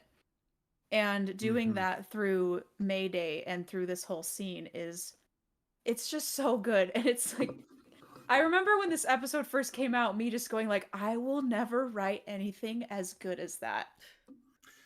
Damn it, Jennifer. God damn it, Jen. like like it's really like what I feel we need to make a t-shirt of that at this point, which is like, written by Jennifer Corbett, got or just and then on the back it's just God damn it, Jennifer. And it's just but like it it should be in the style of like the Star Wars credits where like oh the yeah. very, very top is just God God damn it, damn it, Jennifer Jennifer. Corbett. like just Jennifer Corbett breaking hearts since like just and but like to the point where you have this moment where he's dragging him through the snow and D. Bradley Baker has gone on record saying this is one of his favorite things that he's ever done voice, and he said Crosshair doesn't have a lot of lines in this thing. There's some of yeah, and he's like, he's like, all right, that's some good money in the bank. But that I know he was saying that it while he doesn't have as many lines, he felt that this is so emblematic of like this was the most emotional episode of the season for him. Like I think this and then the finale was for obvious reasons. But what I felt with that moment of you're seeing him drag him, and you brought up the Kiners earlier. You and I talked about this off stream last time. There's that moment when Crosshair's theme has been this like, very again grimy, synthesizer. It's not even really a theme, it's more of a sound. It's just this little sting of a musical cue at this Very point. Hans Zimmer-y. Yeah, in very like much in of my a opinion. like kind of a like a little bit of a thing there in the best of ways. Like it Mhm. really fits for where his character's at this point. But slowly but surely in this moment, you see his theme start to become more melodic, more back to that theme that he had before he joined the Empire, kind of almost the unlearning of that. So you start to feel that like classic orchestral music starting to come in. And again, talking about how music is storytelling, it's showing you he is kind of returning back to that old self, whatever it may be or whatever it was. And then he gets back to the outpost. And you have Lieutenant Prick coming over and having this moment of being like, oh, I see you don't have the crate. Oh, so this is a failure as well. And it's like, help him. Like, just help him. He needs your help. He says, no, that would be a waste of the Empire's resources. And just have it. And then it's that moment of, I think that Mayday then dies. Yeah. And then the lieutenant has a moment where basically looking at the body and then just across there saying, "You could have saved him." And then he leans down across there and he's saying, "Remember what you are in the eyes of the Empire. You are expendable." And then kind of gets, and he says, "We will deal with the," I think he says something like, "We will deal with your failure later." Like kind of a very almost try to be Vader, but doesn't quite like, kind of have that gravitas. Yeah. Mm-mm. And then I think it's at that point where, and I'll let you, Spook, have this moment of where the line that the Kiners tweeted starts to make sense. A Mhm. little bit of this moment here. So we've had this journey up until this moment. I don't know about all of us, but where before what happens, where were your guys' heads at this present moment? I definitely didn't expect him to do that. You did. I thought if anything, it was going to build up to him making a decision to leave later. Or like similar to like Callus, of like he didn't really like kill or hurt anyone, but at a certain point he started working for yeah. Fair enough. I think that was something similar. I think I felt, but Spook, I'm curious what your head was at. Oh my gosh, I was like, Naf, I didn't think he was gonna do it, because I'm like, that's gonna cause way more problems, and I don't know how the writers are gonna get out of it. So I'm like, he's not gonna do it. But the whole time I was saying out loud, kill him, just kill him. Like I had the same thing. Both Andor and Bad Batch have been the only two shows I've been watching recently that have made me out loud say, like, step on my throat. Well, okay, yeah. Well, that's said a little bit more frequently for other reasons, but that's like, but it's watching this one. I had a moment of literally, my wife was laying in bed next to me while I was watching this, and that moment happens, and I'm just like, shoot that fucker, shoot that son of a bitch, shoot him in his goddamn face, Crosshair. I just started shouting, just like, shoot him. Shoot the son of a bitch. Shoot him. And then you hear him say, "Lieutenant." And just have this moment of, and you just see the lieutenant's eyes have this moment of almost like the, "Oh shit, I really did it." Like kind of like us. "Oh shit, I really did think he would do it." Like it's just like, which truly, the lieutenant is the embodiment of, "Oh no, if it isn't the consequences of my own actions." Like, he literally said, "What are you gonna do? Kill me?" What are you gonna do? Kill me? Surprise Pikachu face. It's just cue Curb Your Enthusiasm music. It's just like sort of a moment of he looks over. Of it's the one that Tate always sends of the Riddler from the Batman going, "Does he know?" And he's just like, so true. And you have this moment where you're seeing Crosshair, just you hear the bam, and you just see the guy go limp, and he's just standing there with the gun, and I have never been on the side of this guy more. I have never felt that. Like, I am so happy, and I thought for a second they were gonna kill him. That they were going to, because he collapses, he falls to the ground, and he looks up, and you see the ice vulture again. And you kind of see that motif again there. And I thought they were going to do it. I thought they were going to, like, legit be like, the Batch will never know that Crosshair's last act was an act of defiance. dude, yeah. Was where I thought that was going to be. Where, like, how crazy would that be for that to be how his story ends? You know what I mean? Mm-hmm. And I don't know how you guys felt, but did you guys think he was going to die? Did you guys think they were going to kill him? No. I don't know. I mean, I didn't know how he was going to get out of the situation. And so I'm like, they're not going to kill him. Well, I said that with a question mark. Like, That's fair. Kill him, that's fair. Right? Like, they wouldn't kill him. At this point in the Go season, Nav. I was kind of set on Cody was like Winter Soldiered, and this is about to happen to Mhm. Crosshair as well. So it was less like I was like, why would they kill him when they can use him? So Fair, that's kind of I fair. thought he had a little bit of like plot armor in that sense. That it's like they won't just execute him because, again, if there's anyone that you can mind wipe and have them be a drone for you, you'd want it to be Crosshair. Like, yeah. The guy who truly. doesn't miss. Exactly. You're so right. And that was when we cut to he is at Tantus. My heart dropped where I was like, Because that happens at the end because of this you're episode, right. doesn't it? It's like the tag Yeah. at the end. Mhm.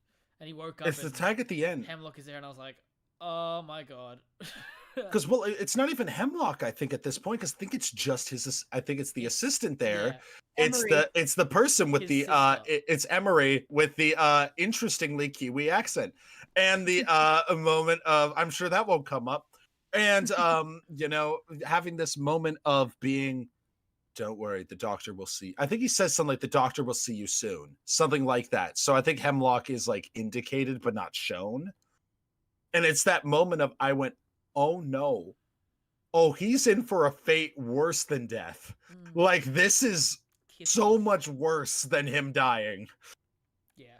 And Of course, it would be something worse. because god damn it, Jennifer, we can't have nice things. Like, and so but we end the Outpost, arguably one of the best episodes of Star Wars television ever made. Yeah. Mhm. And I think it's a contender for best episode. Like it absolutely is. like I think it's one of those people that don't even like the Bad Batch, I think could look at that episode and go, okay, but that one's an exception. Yeah. Like, you know, just going like, I think that that's generally the consensus, was that the Crosshair episodes are kind of like, even people that are skeptical on the show, people were generally very much like, but those are solid. Yeah. Like, and They're just in denial. oh, very much so. Yeah, because the They're Bad just Batch is lying the to best and you're themselves. wrong. Part 2. Exactly. And Electric now, Boogaloo. very true. And so now here we go with an episode that took me by surprise how much I liked it. We cut to Pabu. And now I'm guessing we don't want to talk necessarily too much about this one, because obviously I knew we were going to talk about the Outpost for a while. Tipping Point and Pabu, I think, are, again, very good to pair together. So we'll kind of talk about our thoughts with them I there. have thoughts. Tell me what you think, Naf, going into Pabu. So when you look at the last 5 episodes on, or let's say the last 6 episodes on IMDb, you've got an 8.2, 9.1, 6.7 for Pabu, and then 8.3, 8.4, 9.1. And I think one of the things that consistently happens to all Star Wars animation is that they go on a streak and then an episode changes it, and people can't switch off from what they just saw and take the episode for what it is. That it has to be filler because it changed too much. Pabu is probably one of my favorite episodes of the season. Like, It's one of the most beautifully animated. It's one of the most visually beautiful episodes of the whole show. Absolutely. It's a gorgeous episode. and Undoubtedly. it does so much for, again, in the way that it animates the clones' faces. Even just watching Hunter watch Omega around and just kind of look around, and they're not saying, we could live here. But watching Hunter just look at his crew, finding comfort in that space of Hunter finding all the food he needs, and Tech having Fee, and Omega having a kid she can play with, and you can see that they have animated into his eyebrows, we could make a life here. And on top of that, had they not been there at that point, I believe a lot of the island would have perished from that tsunami. So not only can we live here, we can have purpose here. Holy shit, that is so powerful. Oh, yeah. And to your point, Naf, like to just kind of to echo off of that, I think that this was one of those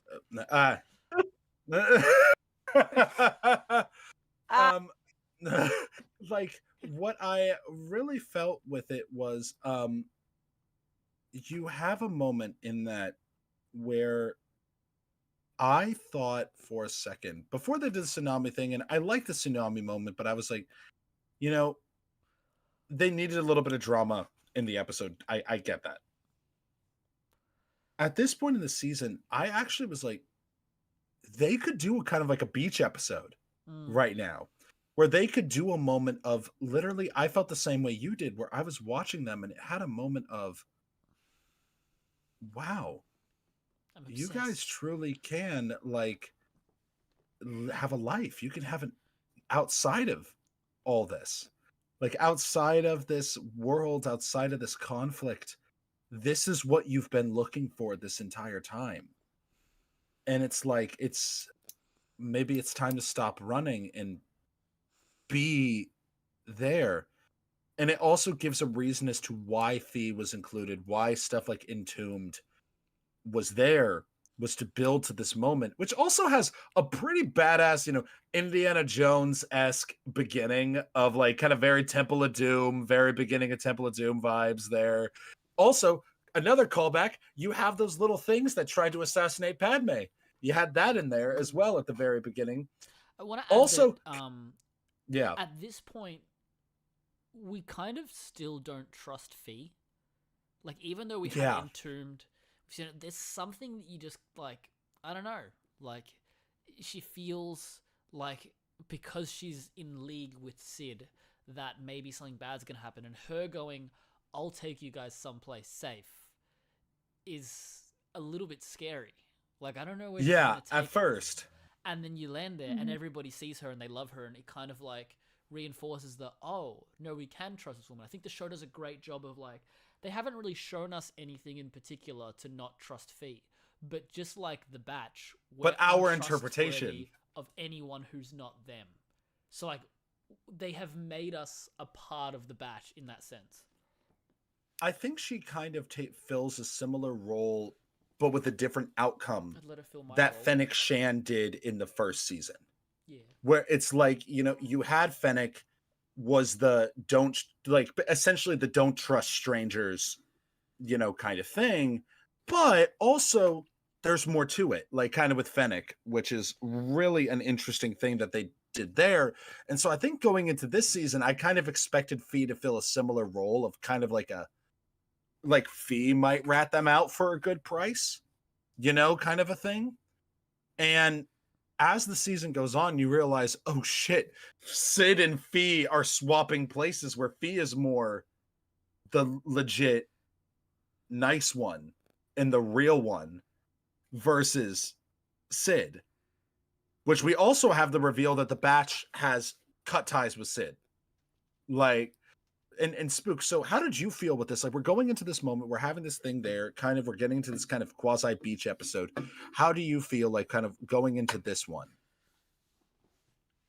Well, this was another episode where I mean, aside from the visuals and aside from like the really good subtle character moments, this was another episode where I kind of was in the same boat as other people of like, well, it was kind of, we just got like hit by an emotional semi in the last one, and now we're watching the Bad Batch eat space sushi. And it's fair. So it was like kind of whiplash. Spooshy Brie. Spooshy Brie. Is that my new username? Oh my gosh. I mean, listen, I'm still down with Scary Cheese. Like, I think I like Trash Bandicoot. Scary Cheese. Oh, Trash Bandicoot is good. Trash Bandicoot is really good. Anyways, what was I talking about? I can't. You were talking about like that you agreed with a lot of people with your you were saying points. your what's the word? Opinions on the episode are incorrect.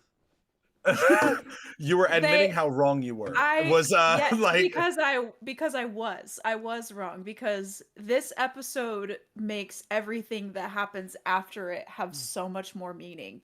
And that's why I continually tell like Star Wars fans, like, just shut up and watch the show and trust the writers. Just wait for a second. Like, quit expecting everything to be spoon-fed to you and like have character motivations or plot points just appear once and then it's so. But I also kind of did that a little bit with this episode, because I was like, well, it was fun, but it kind of just fair enough. I think that like your analysis of like the wider group is so accurate to that. Like often things like that happen. Like I mean, that was huge in Kenobi. Like from the second episode, Yeah. people were like, it breaks canon. Like I mean, even I made a TikTok, not like going, this is what happened, but I was kind of like, would they retcon Rebels like with this happening? Like I don't think so, but like, well, it's a question, it's a conversation. But I think that in the finale, what adds so much weight is we need to do this because we need to get home. Like, like this gives us what we need to have home. And we've got home now. Yeah. So getting back that to that is I so think was the important. key. Go ahead, Naf. I'm sorry, I didn't mean to That's cut you off there. basically it. Without this episode, you don't have But- that. And that's, I think, they gave something to be at stake for these characters. Like, yes, you have the overall existential threat of the Empire, but as we were pointing out earlier, for the Batch, it's always been a little bit more complicated than that. They're not Rex, they're not the Rebellion, they're not, Luthen, they're not Andor. These guys are just trying to survive. They don't really give a shit about the Rebellion. They don't like that the Empire's happening, but they're not going to sit here and tell you, oh, I'm going to go and fight. Like, I'm going to go and possibly die for you to, like, to have a better galaxy. They're more of the mind of, like, I would love to find a spot where we can just let Omega live as a kid and we can exist. And, I think that this was the first time Hunter saw that there is a potential to hang his helmet up, to hang the armor up and live as a person and be a part of a community that, as you said, Naf, needs them, but also can offer them something. Like to be a part of a community, to feel needed without feeling like you're on the run, you're on this constantly. It's kind of the idea of, I felt like Captain America towards the end of MCU, which was what I loved about the character, which don't know if it fully was paid off in Endgame, but one thing I really loved about his character was that almost this adage of, aren't you tired? Aren't you tired, Cap, of always fighting and never having a chance to set the shield down? Like that chance to have the kids and the wife and the things like that, having that ripped from you. And having that moment of like, that's why you continue to fight. Yep. That's why you continue to have that. And I feel the same way about the Batch.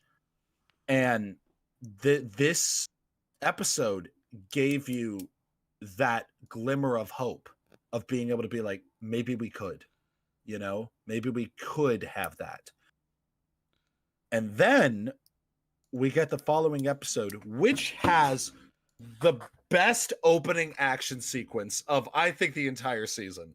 Like we have our boy Hauser back, whose shoulders are Adam Driver level of lifting mountains. And like this man is built like a fucking brick house, and I am like there for it. Captain Yowza indeed. Oh yeah, Captain Yowza is back in action.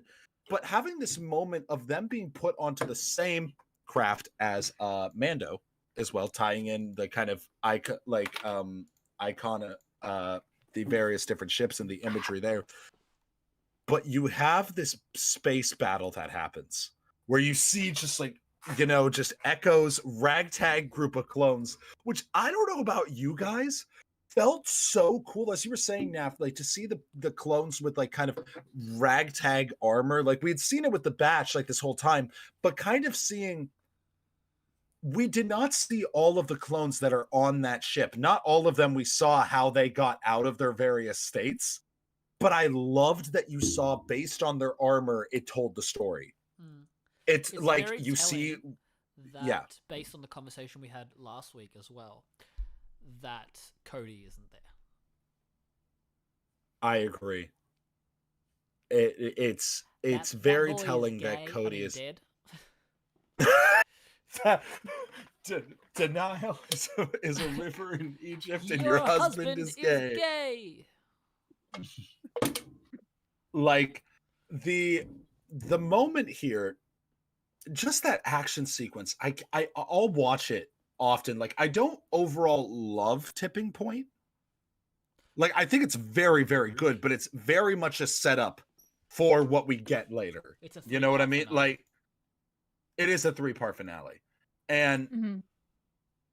but that action sequence is so goddamn entertaining.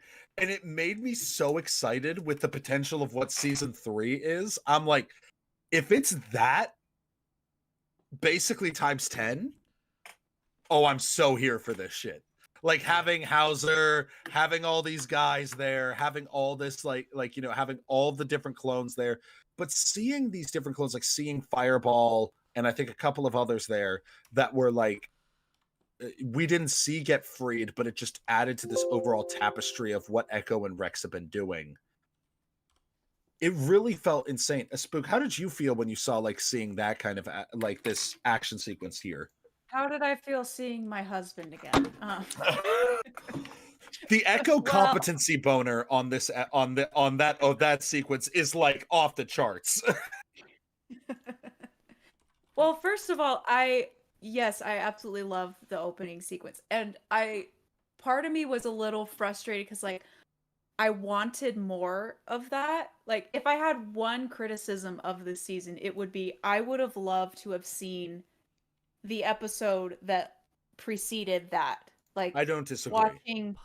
watching Rex and Echo create like this whole network Strike of clones force, and yeah. like yes. Yeah. Like just seeing that, like I would have loved to have had just at least one episode of that, but again, what we get in this is so good. It's so entertaining. It's so fun to like it's like classic Clone Wars fun, and yeah, it was good. It's such a breath of fresh air at this point in the season, right? Like it's Mhm. kind of a nice like for people who are complaining about the previous episode, it's kind of like, no, we didn't forget what the show is. We know, just be patient. And it's kind of like a we're going to give you this right off the bat. And I love how I think we talked about it last time, but I love how precise this attack was. They knew exactly how to hit this ship. They knew exactly what they were doing. They cut off the weapon systems. It's that moment in D&D again. Like I feel like so many of this, it comes down to like a combat in D&D where it's like you had a plan and every roll went well. Like no roll was missed. And everybody's just rolling hot. Like you're rolling a nat 20 on a deception check. You're rolling this. You're getting your people in there. But the only thing you rolled poorly on was trying to get the data. And it's like, okay, we mostly a success. And then I love the tension moment that happens. It reminded me, y'all have played Mass Effect, right? Nope. The first one. Okay. Well, there's a little thing that happens in the third one where there's a little system that they have where Reapers are kind of coming in and starting to attack and things like that. Well, and what they'll do is they'll have moments where you will be kind of going over and helping these planets out. It's kind of like a little mini game thing. But there will be this moment where all of a sudden an alarm will go off and you've attracted the attention of this Reaper, which is basically if it gets to you, you're fucked. And it's like, okay, it starts approaching you. And it's this terrifying moment of shit. Okay. I don't like that. And so seeing the Venator come out of hyperspace had that same feeling of just this, ooh, we need to go. We need to go right now. Like, we need to get the fuck out of here. Like, and that was so good in that moment to start feeling that. But also it still continues to make me go, okay, Gregor and Rex are in a very good headspace at this present moment. They're in like kind of a very much in the fight. What happens? Like, what happens here? What happens?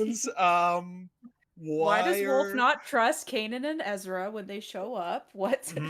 Why does Wolf have PTSD? Why is Wolf's terrified of the Empire and is like, I would rather give up the Jedi than the ire of the Empire?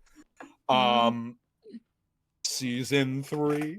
And I don't know, and I don't like not knowing. And so as we have this moment of, we get this whole thing. The action sequence ends. We see Chuchi again in her fantastic pants, and we have Sorry, I don't know. We'll what's just give going on. Nap a second.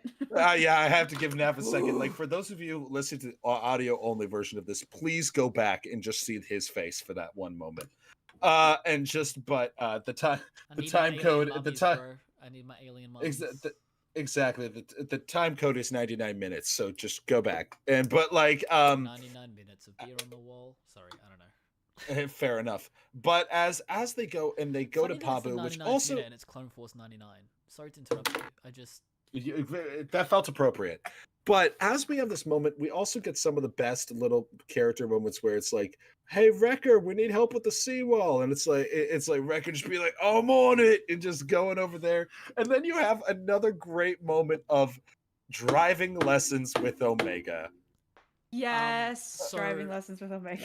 this is gonna be your favorite moment, Keegan, because one of my favorite things to ever be canonized in Star Wars is drifting in space, and this was made real by The Last Jedi, and it was brilliant in that film. And Oh my god! now it's like, how did Poe learn the tech turn? Somebody tell me. Oh my god! Poe learned the tech turn. Because that wasn't happening. Nobody was doing that beforehand. They didn't do it in the original trilogy. They didn't do it in the Empire He's the era. best pilot for a reason. See, my headcanon now that you say that, my headcanon is, without knowing what happens in season 3, Omega Oscar teaches Isaac that to Hera. tech kissed. Hera Oh, teaches that to Poe. That's awesome. I like that. I would love for Hera to teach me a few things. Listen, I have got I once this show paired Hera and Omega, I had a moment of going, I no longer ship Kanan and Hera.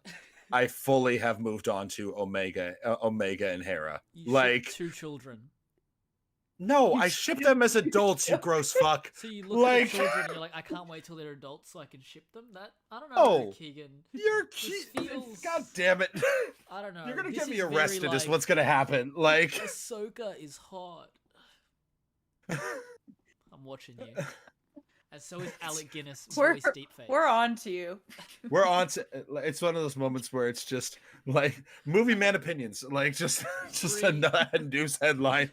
Bree, have you seen that video of the guy who did the AI voice for Alec Guinness talking about Ahsoka? We cannot talk about that on air. We can't. But I We just wanna know truly which- cannot. Like we will talk And now about I'm that after scared. this. I'm scared now. Naf will send it I to wanna you. go We will home. talk. We will talk about it after stream. Truly, we can't do that right now. Like, Naf showed me this while he was here, and it's Sending you a link. hilarious. But how it is still on the internet, I have no idea. Like, but what ends up happening is we teach the tech turn, which I also love this idea of the alarm didn't go off this time. And then it's like, well, that is because you shorted it out with your last move. But that's neither here nor there. And just seeing Tech be absolutely like petrified, like fully like tied into like this ship as it's happening, and then your husband Like, it's comes, okay. and then your husband comes in and has the audacity to say, and in my head, I'm like, fully knowing Tech is in there, fully knowing what this is gonna mean, Totally. and he's just like, it's just that. You ready for a race? And just sort of well, no, I don't think that's actually going to, you're on, and just going. Like, it was also just that kind of dynamic that I feel like at this point, stuff had been serious, stuff had been having that, but it was like, we needed this. We needed the reason why we love these people, why we love these characters. I sent you that link, by the way, Bree. And then we also have this moment of what we forgot to mention was Hemlock and Crosshair. Thoughts on that, guys? Do we all think that like we have I think two they should very kiss. the tension in that scene was palpable. Let's be real. Like it's two people that do like to whisper a fair amount. They both do I use don't that. care. So it's If I ever wake up out of a coma and I'm tied to a bed and the person who's in the room doesn't kiss me, then I fail You failed, I or you're failed. just gonna say like you failed in that They're moment? failing too. They're missing out, but Yeah. it just wouldn't be fair, you know. Like if I was ever like a super spy, like James Bond level, and like I was in one of those machines that are tied up with the laser, like coming up down the middle, I'd just be like, I don't care what happens, just kiss me. I'm ready. Let's go. Just kiss me first is Yeah. like Just the kiss me vibe. first. Just do me a favor. Just sort of situation. Listen, whatever happens after, fine. Fair Kiss me enough. first, It's please. just kiss me first, you little fool. Like, just have this moment there. But like as this happens, you do have this like Crosshair refuses to talk. We have Emery there, and then we have a moment where Emery undoes Crosshair's restraints and kind of almost helps him with a moment there, and has this like where it's unclear if she is helping him, if she not. How do you guys feel about her in that moment? How do you feel about that there? I fully think that I don't know if she wanted him to like get out, but I think he was trying to be like, maybe if you do incapacitate these guys, then we can talk. Kind of a I thing. don't care if they're siblings; they should kiss. I'm kidding. I'm done. I'm done. Now, we just say. Hold on, I need to take some water. Naf, What did we just? I don't know why I'm so thirsty today, guys. I Naf, can't. you're a thirsty bitch. You need to drink water. Like,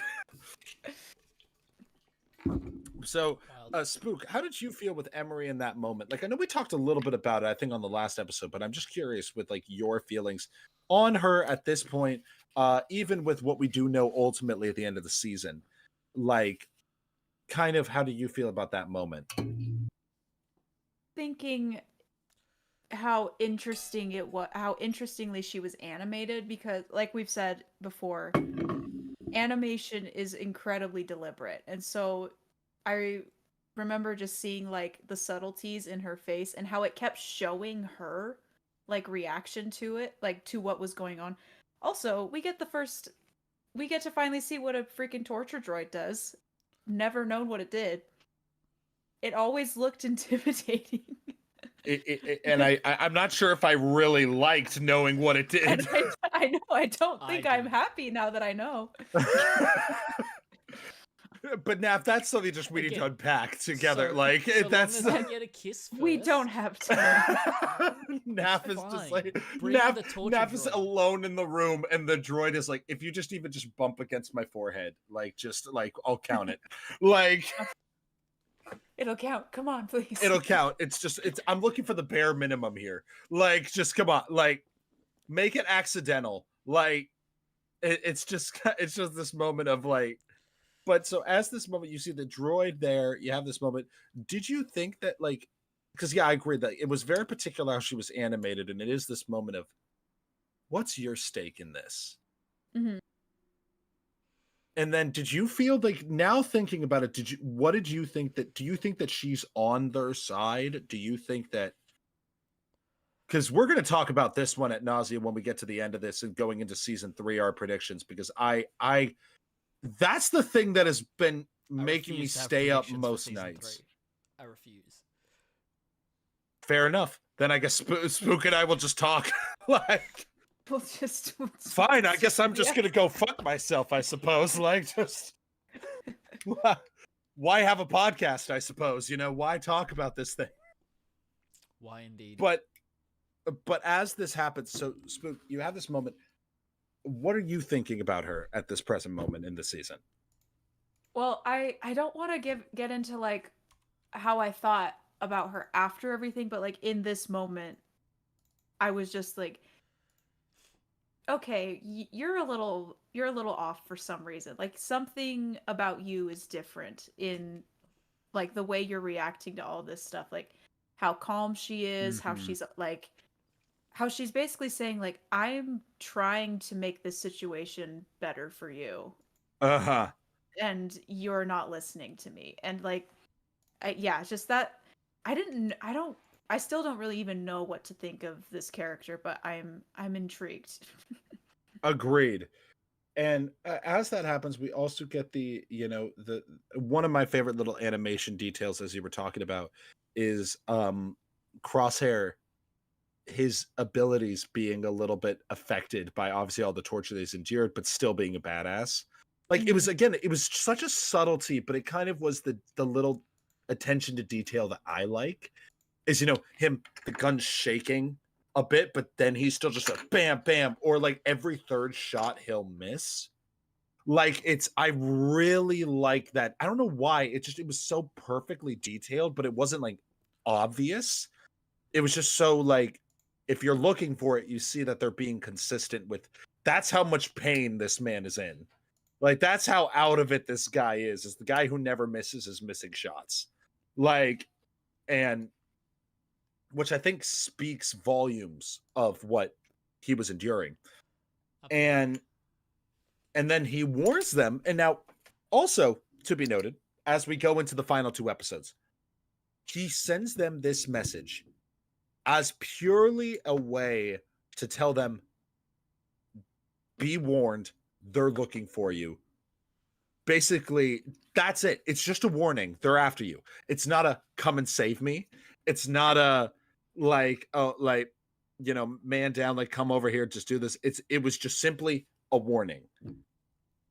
And I thought that was actually really cool to see his thought process there, like where his brain was at in that moment. Yeah, it's almost like him being connected with Mayday reminded him what it was like to kind of not be like alone and have like a purpose. And it's almost like in that moment between then and now, there's a lot of regret around the decision he's made and where he's at. And he's like, okay, like what's one thing that I can do if I'm going to die now? How can I have a positive effect?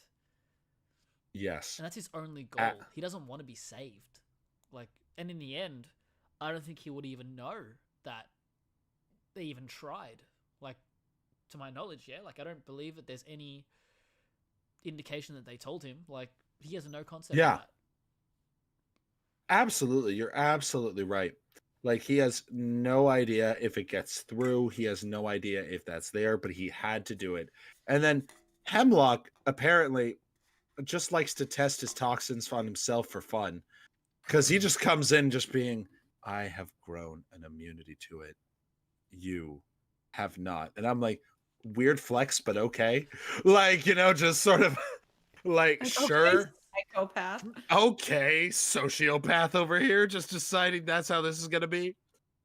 Oh, real quick, my phone is I need to switch into a charger, otherwise I'm gonna lose the TikTok feed. So no worries. We will take a second. So as you kind of do that, since Naf just stepped out for a second, I'm just exactly that works. And then so Cheyenne, welcome in. Obviously, I don't know if you're still there, but let's see here. Cheyenne, are you still here? Cheyenne, hello. Oh, she was here, but then Cheyenne is great, and I loved Cheyenne was like getting a chance to like see her in person was lovely. And then having that, like, I'm so excited for everybody to be at DiadCon to be able to do all of that. It's going to be so much fun. Yeah, definitely. I'm so excited for that. Oh, yeah. It's going to be great. It's going to be great. Oh, absolutely. And I guess I'll get us started because I know Naf will be back in a second. But like, well, with that, going into this 2-part finale, because we kind of get the details on the fact that this is a clandestine operation, right?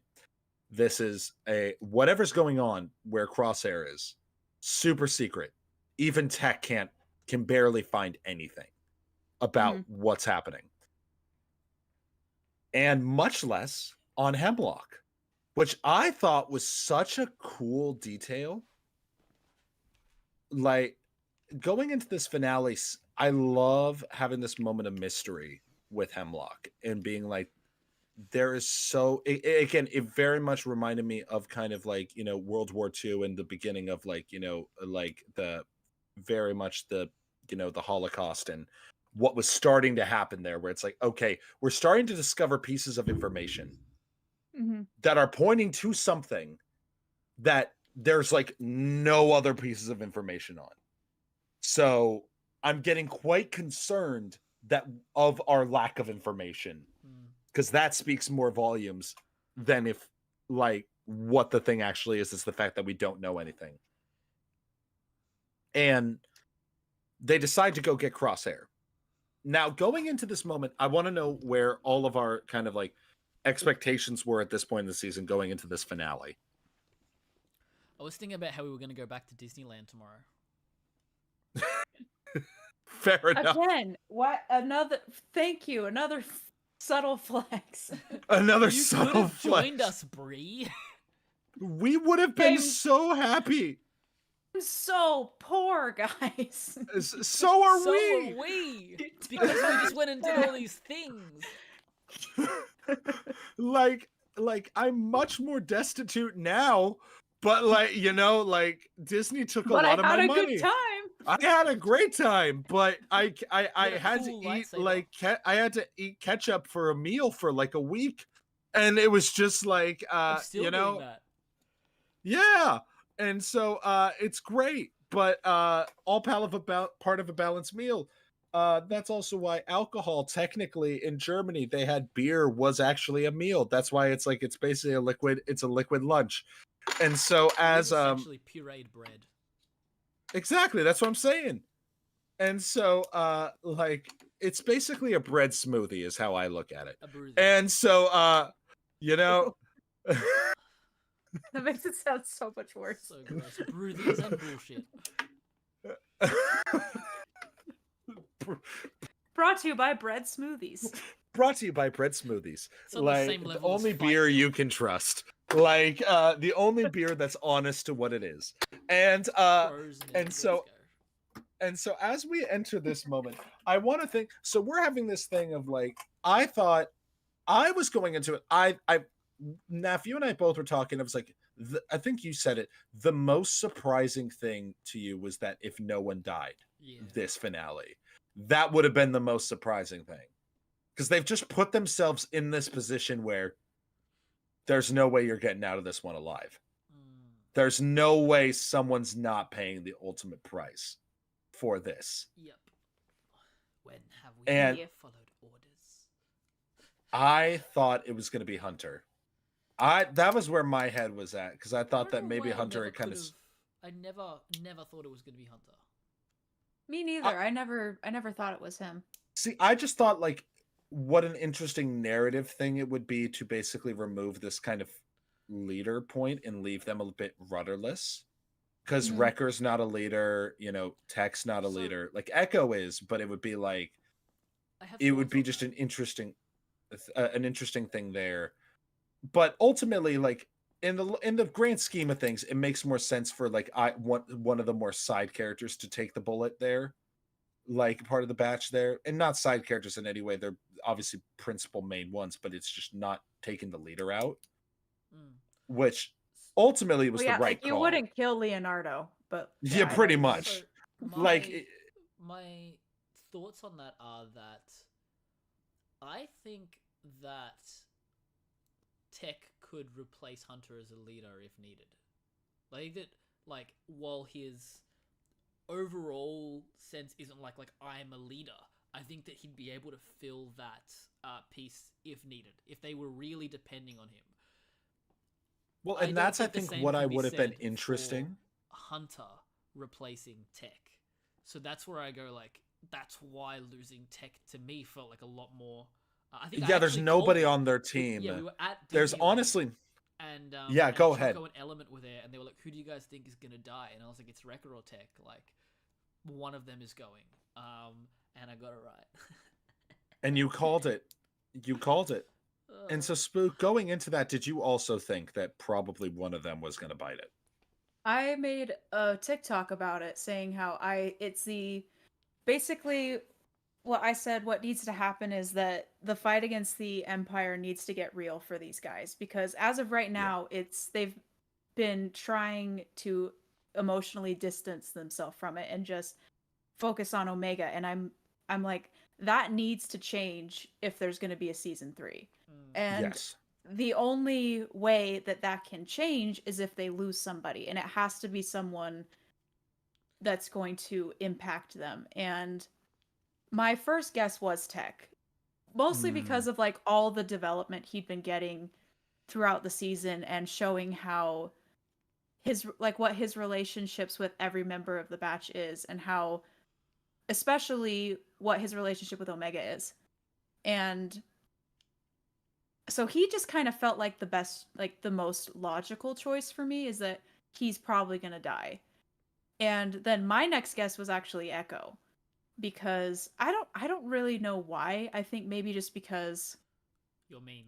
of his yeah. I don't know why I thought my husband was going to die, but, or why I would Turn think into that. your husband and just going, I think you're gonna die. What I the think fuck? Like going like just while I'm Mhm. holding a knife, I think you're going to die. I think you're gonna die. And then it's just kind of going, I'm concerned at this change of relationship. Did I do something wrong? But like but no, I hear you. I think that it made sense for somebody who, for lack of a better phrase, cared to die. And I think that, like, in retrospect, I think I really liked Hunter, and I liked the concept because I think I heard a theory with season one where it was like, what if Hunter died? And it would be putting the batch in this kind of state of limbo where people would have to step up in a way that they didn't have to before. But I think that as you pointed out, Naf, I think that the thing about Tech, and like you said, Spook, like the fight has to get very real. The threat has to be real for these guys. Like, it's getting more and more real throughout this season, and it has to conclude that way. Every time I still watch this episode, you start off this episode, they're going over to Iriadu, they're going over, and it's that cable car. And I get this sense of tension. It is truly, it feels like that. Again, I know I keep using D&D, but I do think that Bad Batch truly is a D&D party. Like it's a D&D campaign. And I felt like this feels, the minute it started, this feels like one of those infamous D&D missions. One of those infamous D&D missions that you and your party will always remember as the time that we got fucked. Like the time that we had an actual death in the party, where the campaign gets very real for people. And when they even say like, oh, the cable car is the only way we can get over, which also again leads to one of my favorite moments, which again was a very D&D moment, which means we need to be precise. Everyone looks at Wrecker, and then Wrecker just going, what? I can handle it.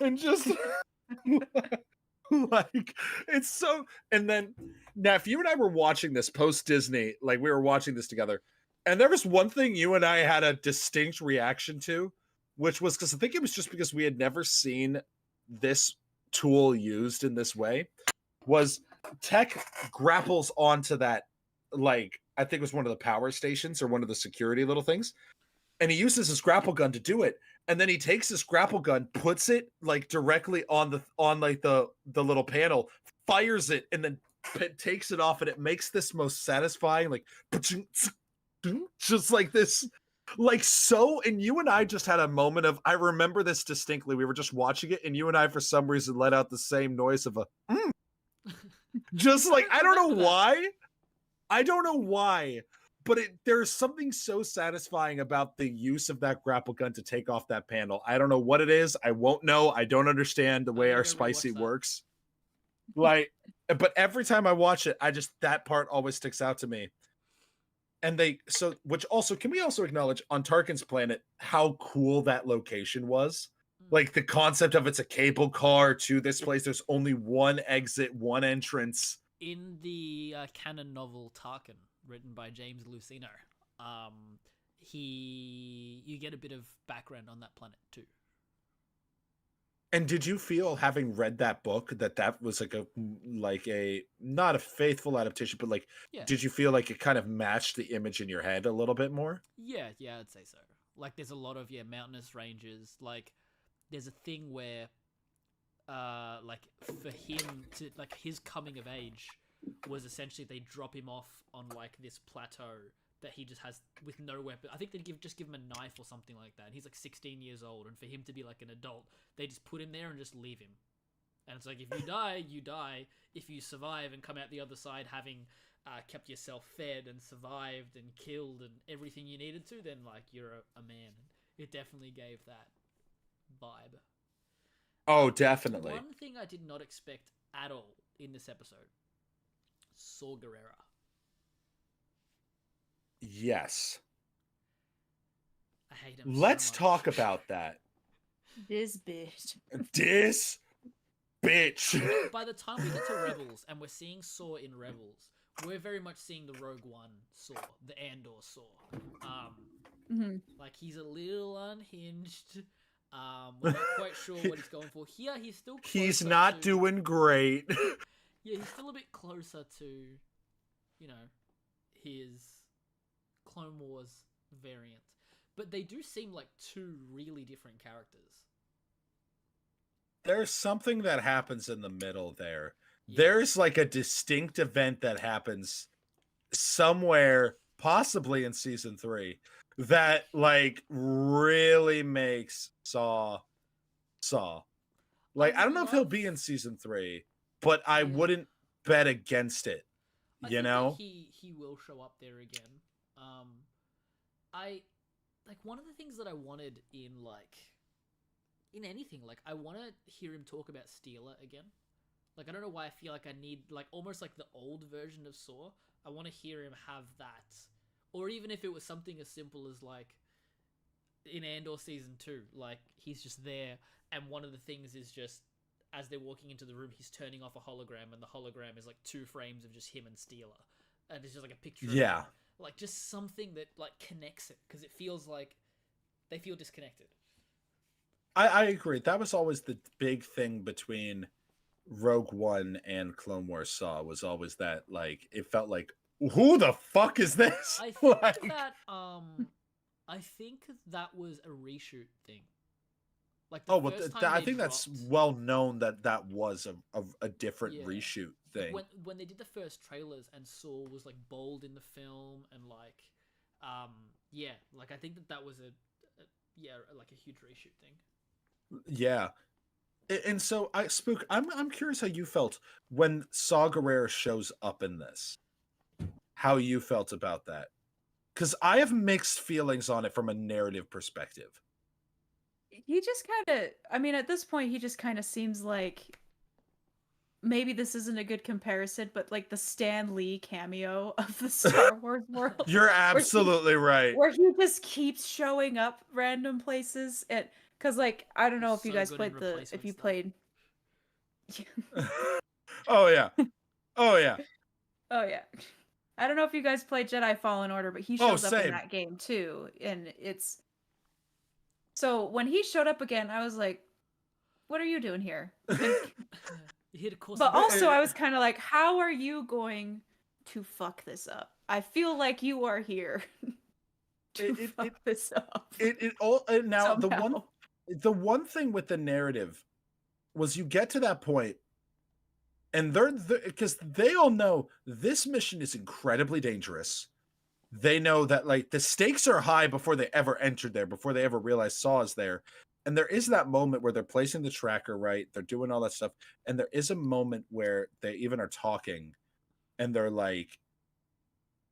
talking to each other, and it's this moment of like, I think it's Saw looks over, and or it's when they start to realize somebody is here, somebody else is here, which I also thought was kind of cool because it kind of has this meta, almost Star Wars-ish vibe where it's like, you think you're the only one with this plan, which I thought was kind of a different thing than we see. It kind of reminded me of, Neff, you'll like this. It kind of reminded me of Last Jedi subversion of expectations, where it's like you have kind of the moment where they get caught on the bridge, right? Like it's that moment of them getting caught at it, like when they get to that room and you see Phasma again.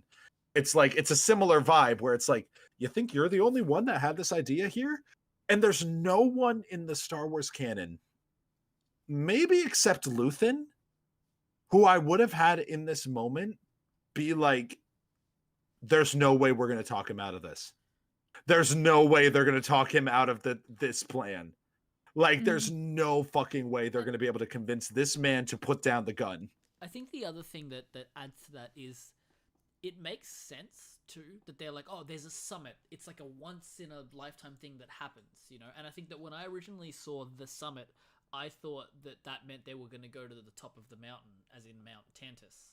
I didn't think like That's like, exactly what I thought too, yeah, to be like honest. it's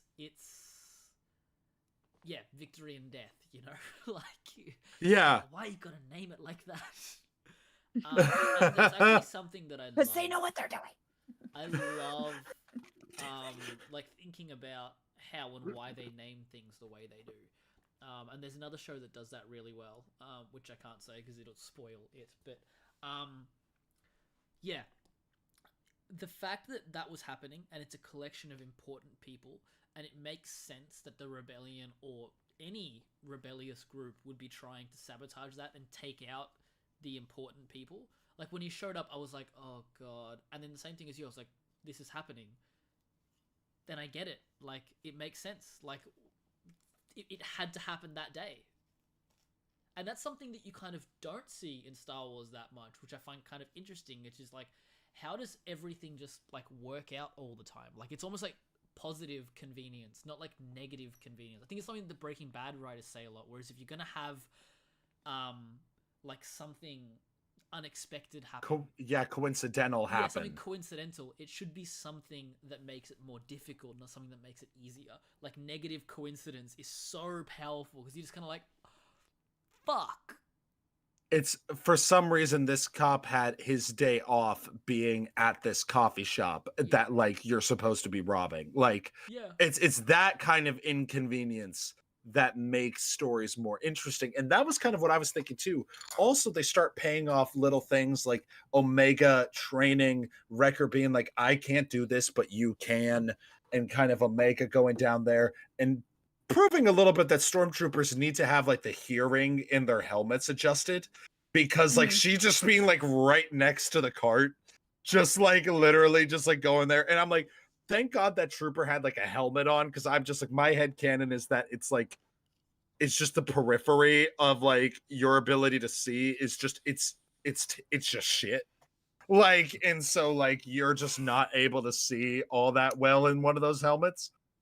And but then when you see Saw Gerrera, and it is this moment, because also Tarkin, we also see Krennic. We also get Krennic in this episode. yeah. Yes. Which, thank God, because like, which also he do look kind of fine though in animation. Like, To say Ben Mendelsohn in animation. Thank you. truly, Yeah, thank you so much for giving that to me. thank you. You're the best. Like, I But think also, that, why? but also why? Yeah, Pay but for it my is therapy. that exactly. It is that moment of seeing Tarkin, and then we also start getting hints at what will probably be season 3, where you have Hemlock talking about the clones being decommissioned, and basically I have other uses for them. He doesn't specify what those uses are, but at least I don't believe so. He kind of just more leaves it a bit vague, saying that like, we're going to do that, we're going to take them over here, and I'll use them for these kind of experiments for the Emperor's purposes. Which I believe is how he phrases it. And you see Tarkin talk about, and then you have like some guy pipes up. He's like, listen, I served alongside the clones. You think they're going to do this willingly? And then it was this moment of Tarkin saying, I also served by the clones, and I found their behavior to be erratic. And which I'm also like, I'm glad that they talked about that, because it helps tie in.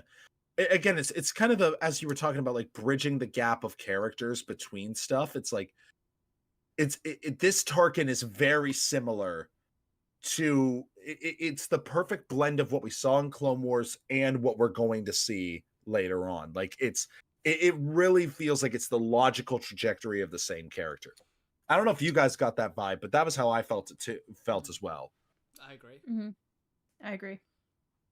And then I wonder how you guys felt when they started mentioning this idea of like, do you think the clones are going to be okay with this? And just having that moment there, like, I thought that was such a deliberate being like, now I know what you're setting up season 3 to be. I don't know if you guys felt the same way, but that was at least my 2 cents. Clone Revolution, baby. Let's go. It's not gonna work, but let's go. Let's go. Oh, we'll get there. And it's like It's this a very, moment of like, Spartacus-esque thing where it's like, you know, like a bunch of slaves trying to knock over this empire of Rome. Like, come on. It's so good. It's so David exciting. versus Goliath, but in the real world, David doesn't beat Goliath. That's not how that works. It's Yeah. like watching Nacho Varga try to kill Hector Salamanca. Ugh, And It's you're just like- oh, you sweet baby. Sweet summer child, you have no idea the bigger game at foot here. Like Yeah. the person next to you is outplaying you in every way. You just have the audacity to try, and that's the only thing you have on this man. But like my thing with this moment was especially the bomb goes off, right? And somebody pointed this out. I think it may have been at Celebration. They talked about Tarkin being like, this is one of the few moments you can almost feel like Tarkin's afraid in this moment of being like how close someone came Nice. to a potential assassination. Not Yeah, as fair close enough. as TK421. But he came a bunch. Sorry. God damn it, Nav. And so like as that happens, you like one thing that I really thought was interesting was they talked about this at Celebration where they were talking about like Jennifer Corbett was saying how they thought about this episode so many different ways, almost trying to talk themselves out of the ending of where Tech ends up. But they said the minute we knew the batch had to go, which also I love the fact that the way that she phrased it was almost like we're letting these characters tell us where they're going.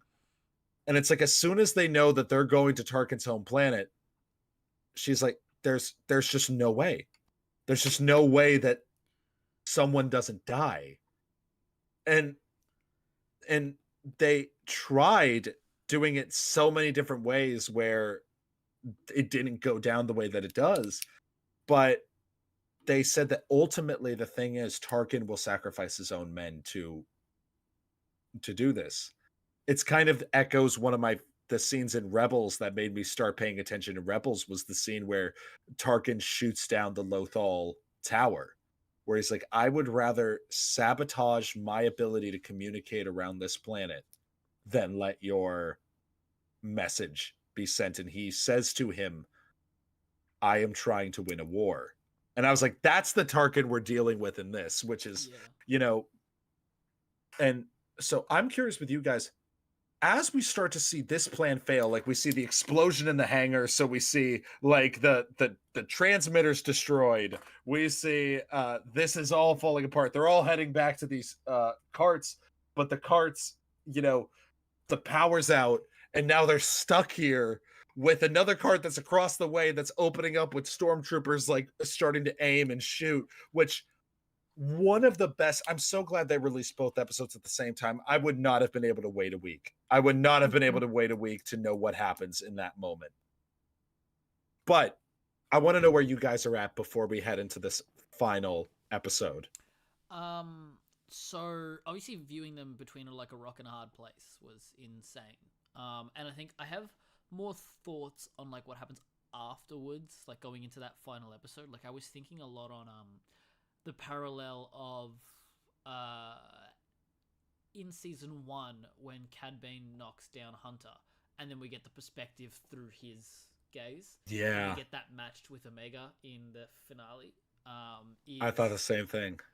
Mm-hmm. It hurts so much. This episode hurts. Yeah, it hurts, and it's like the episode ends, and you're kind of like, all right, sick. I'm going to see how they're going to get out of it. This is going to be tough. How are they going to get out of it? And then the fact that the big moments happen at the start of the final episode.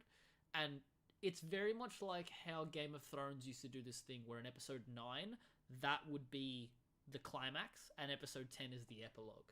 And this kind of takes that same approach, which I really love in TV. Getting, not just ending on like a cliffhanger, which it still does, but like giving me just a little bit of resolution.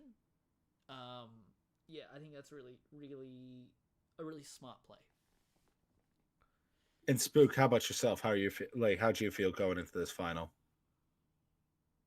Are you The muted? unfortunate situation. Am I No, muted? you're good. You're good. Oh It no, you're started good. muted. You're Okay. good. It just Oh, took a second. I just panicked for a second. Okay. I'm Yeah. like, how long have you guys not been able to hear me? Actually, the Um, whole time, the whole 2 hours and 9 You know, weird. It was We've just been pretending to know what you're saying. yeah, it's what we've just been nodding along. It just Who are you? conveniently we just guessed right the entire time. But as you were saying, like you kind of were going into this, you were feeling you had the unfortunate I got this episode spoiled for me. shit. Because I told you that I made that video guessing that someone was going to die. And my phone is set up that when someone comments on something, I get Yeah. notified and I see what the comment is. And it was 10 a.m. I was like getting ready for the day and I look at my phone because I got a notification that said you were right. And I was like, are you shitting me? Like, I was so mad. I mean, yeah. I was so mad. And so going into this finale, I was basically like, as soon as the cable car stopped, I was just sitting there like, how are you going to do it? How are you going to do it, Jennifer? Like, How are you going to hurt me? How are you going to hurt me? Who's it going to be and how are you going to do it? Like, I just was sitting there like that the whole time, just like and I think I've said this before. I watched the show with my younger sister because we're both really big Star Wars fans. Yeah. We've watched every single episode together. And the whole she didn't know. And so the whole time I was just sitting there like covering my mouth, trying not to show that I knew what was going to happen. And I was just like, how is it going to happen? And who is it going to be? And so honestly, that's where my headspace was. Oh, totally. And that sucks getting it spoiled for you. But then it is that moment of like, this episode does so many times. It's like, it could be anybody. It could be any one of them in this moment. And then Tech is running along the thing and you're seeing those ships come in, right? And it's just this terrifying. Also, you do see Hunter do a shot that would make Crosshair proud, where he does just do one shot with his pistol takes down an entire ship. And I'm like, fuck yeah. But having that moment where you seeing Tech fall and the cable catches him. And it's just this heart-wrenching moment of, oh no, that's where we're leading to. I saw a TikToker talking about how earlier in the season there's that episode where they're trying to get it's not like rhodonium or whatever, but it's the explosive material. And there's a part where I think it's Tech talking to Omega and they're trying to get something out and like we need to shoot that. And it's like it needs to be a very precise shot. And Tech takes the shot. And it kind of like, if you think about it, him hitting that cable that's not an easy shot. Imagine that, when have we ever followed orders? Fuck. And he just keeps missing. It's like, that man is precise. Like, do you think, okay, little headcanon, do you think Tech ever pretended not to be good at shooting just to keep Crosshair's ego up? Yeah. Like, kind of like it's like Captain America with the hammer, like kind of thing, like keeping Thor's ego intact, like kind of a thing of like, oh, I can't lift the hammer. I don't know like what it's about with this. And then it's not until it's like super useful. It's like, you could do that the whole time. It's just like now is when you choose that, like you to bring that up. It's like, oh my god. No, it's just math. Like that's what shooting is just math. And Tech, yeah. So you're totally right. I accept this headcanon. Oh yeah, it's absolutely no. I definitely think that that's the case. But that moment when we just realized, like, I love moments in shows. You were talking about earlier, Naf, where it's like, I love moments in shows where there's this inevitability of it all. Again, I think that because D&D is so immersive and it is so much like we're making this choice. It's not a pre-written thing where you can go, oh, but that's the right thing for the narrative. It's like when it's happening to you and you're like, oh shit, somebody's gonna die. Oh shit, somebody is going to die. Like this was a fun and games until now. we're fucked. And I had a similar moment whenever I think about it, and I don't get this often. Like, there's like, it's one of those things where, and maybe it's because just how much I care about these characters, that this one hits particularly. But I don't know, the music rings in my ears. That moment, and just that utter lack of like desperation, when it's just this moment of fuck it, and just like fires his gun, which apparently they had debated many ways of that line going. That was not a line that was exactly how it was written in the script. Like, apparently it was a collaboration between all of them to like figure out exactly what I forget what they didn't say what like any of the alternates were, but they ended up landing on When Have We Ever Followed Orders. Which also, just seeing poor Wrecker just looking at him and just being like, don't you do it. Don't you do it. And like, that one hurt the most, was that. And then that image of him falling, I'm getting chills as I think about it. And seeing then the cart speeding away, and it's like everybody's being like, we don't know, we can't stop it. I can't stop it. It's like the controls are fried. It's all gonna be there. And then it just crashes through the station. And I'm just like, this plan is going from bad to worse every minute here. Until the point when I hear them saying we have to go back to Ord Mantell because they have, and I was like, I at first I was like, why out of all places would you go there? But then they say, because we need to get to Z, like we need to get to AZ. He'll know what to do. And I'm like, fuck, you're right. Like, god damn it, you're not thinking straight. Think gay, bitches. Think gay. Everybody's out to get you. Like, sort of a thing, and sort of a like, and so. Having that moment where Omega wakes up in that bedroom. I don't know how you guys felt, but that just broke my heart. Yeah, like, brutal. Yeah, like, Spook, where were you at that moment? Because, Oh my gosh. I continually love how realistic her reactions are, and just how many times they remind us that this is a child. Like, she doesn't, just like the whole, well, we have to go back for him. Like, we can't just leave him there. And it's just, oh, it's so freaking heartbreaking that she just cannot grasp and cannot understand like what just happened. And it's like she's not letting herself understand what just happened. And it's just so completely heartbreaking, and I hate that I had to experience it. no, very few things in Star Wars has hit me harder than those scenes. Yeah. Like, just like, I understand now.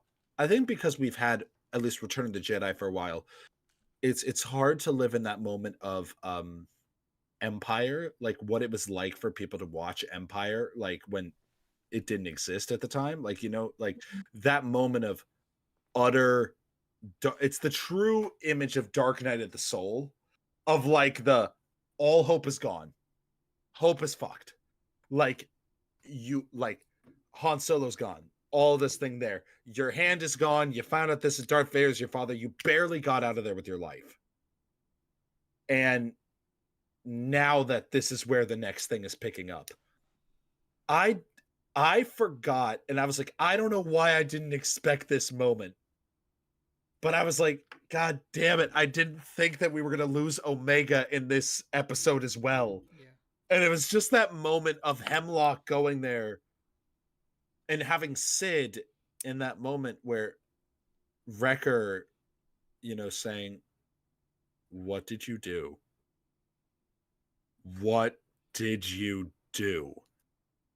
And then seeing again those commandos come into the room, and also your husband had a great moment, a great scene where he's just alone on the ship after the line a while ago where it's like, I don't like to be alone, I've had enough of that. Mm-hmm. And which you also wrote your great fan fiction about, like kind of having that moment there, and then seeing him alone in that ship, and then seeing the ships and the shuttles come in, and it's like, oh no, we're in for a bad time, and then trying to get over there. And goddamn Republic Commandos are there again. These fuckers, like, just going in there. And I'm like, it's going to take a lot to take Wrecker down. Then I saw several Republic Commandos, and I'm like, yep, that'll do it. Like, That'll do. Like, well, guys, it's the I'm a head out. Like, like, and I don't know how you felt, but it was just that moment of like, yeah, like everybody giving up their leverage, like Omega choosing not to leave them.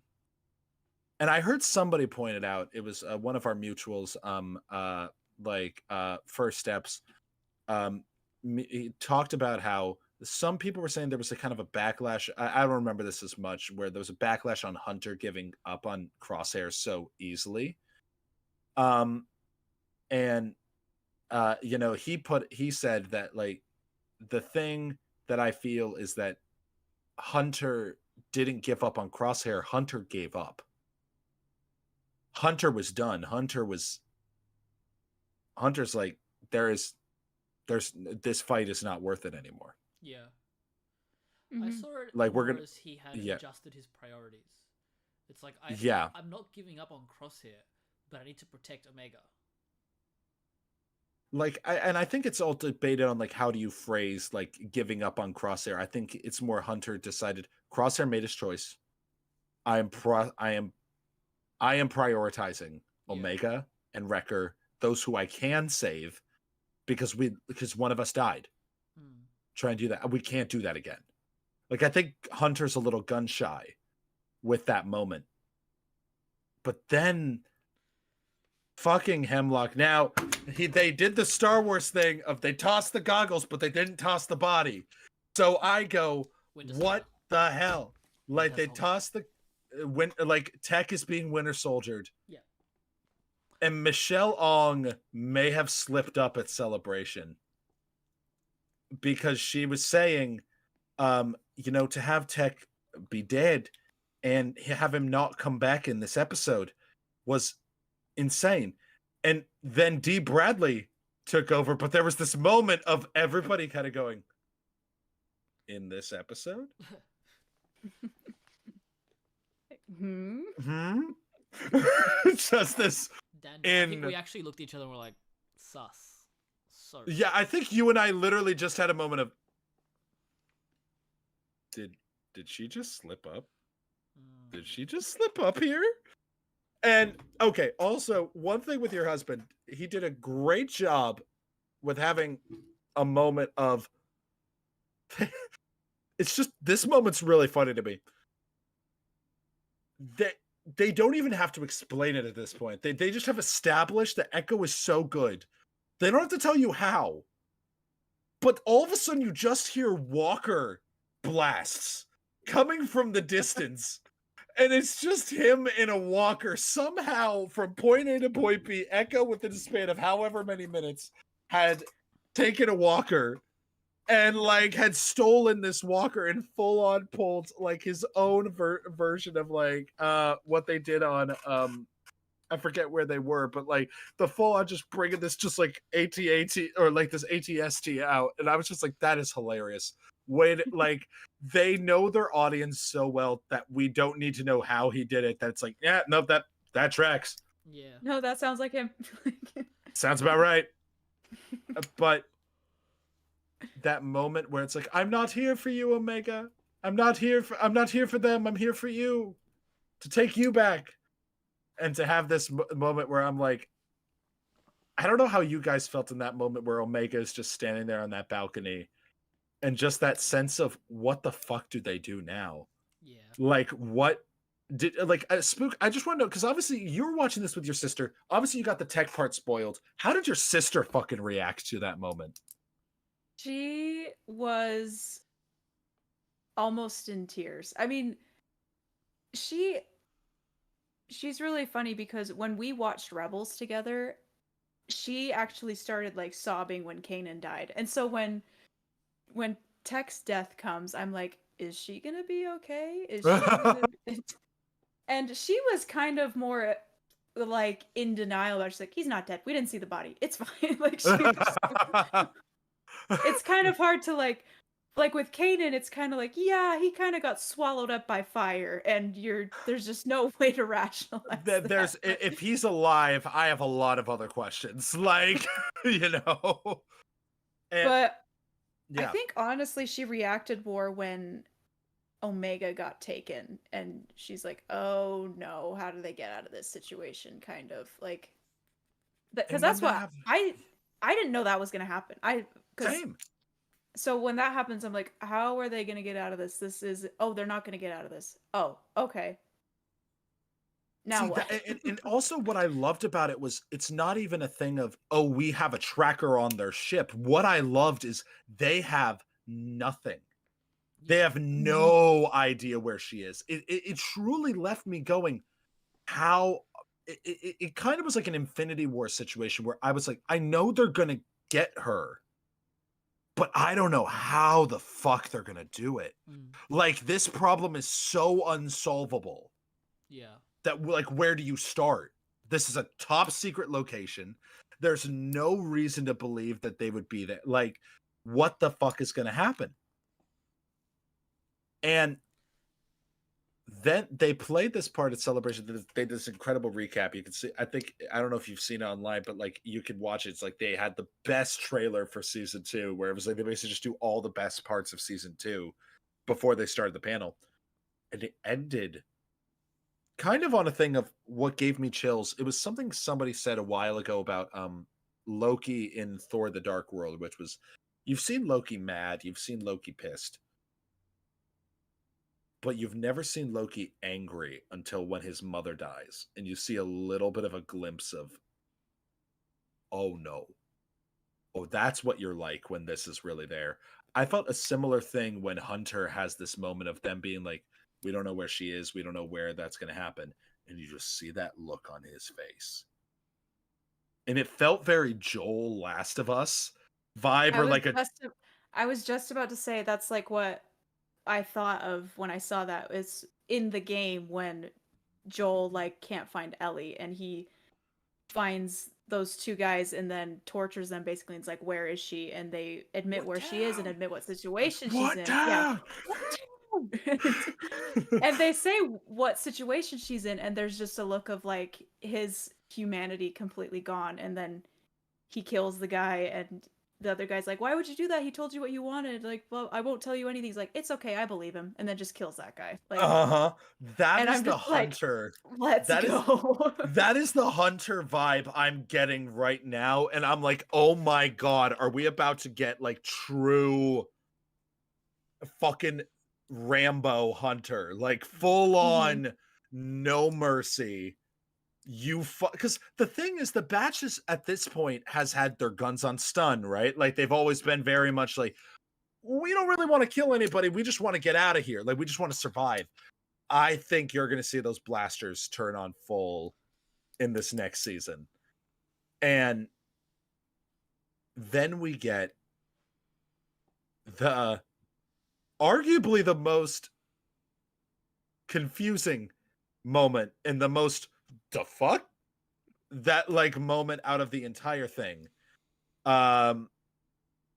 You see, we go back to Tantus, and first off, Hemlock says the most horrendous line to Nala Say, of saying, if you, I forget how he phrases it, but your refusal to act, you will not be punished, she will be.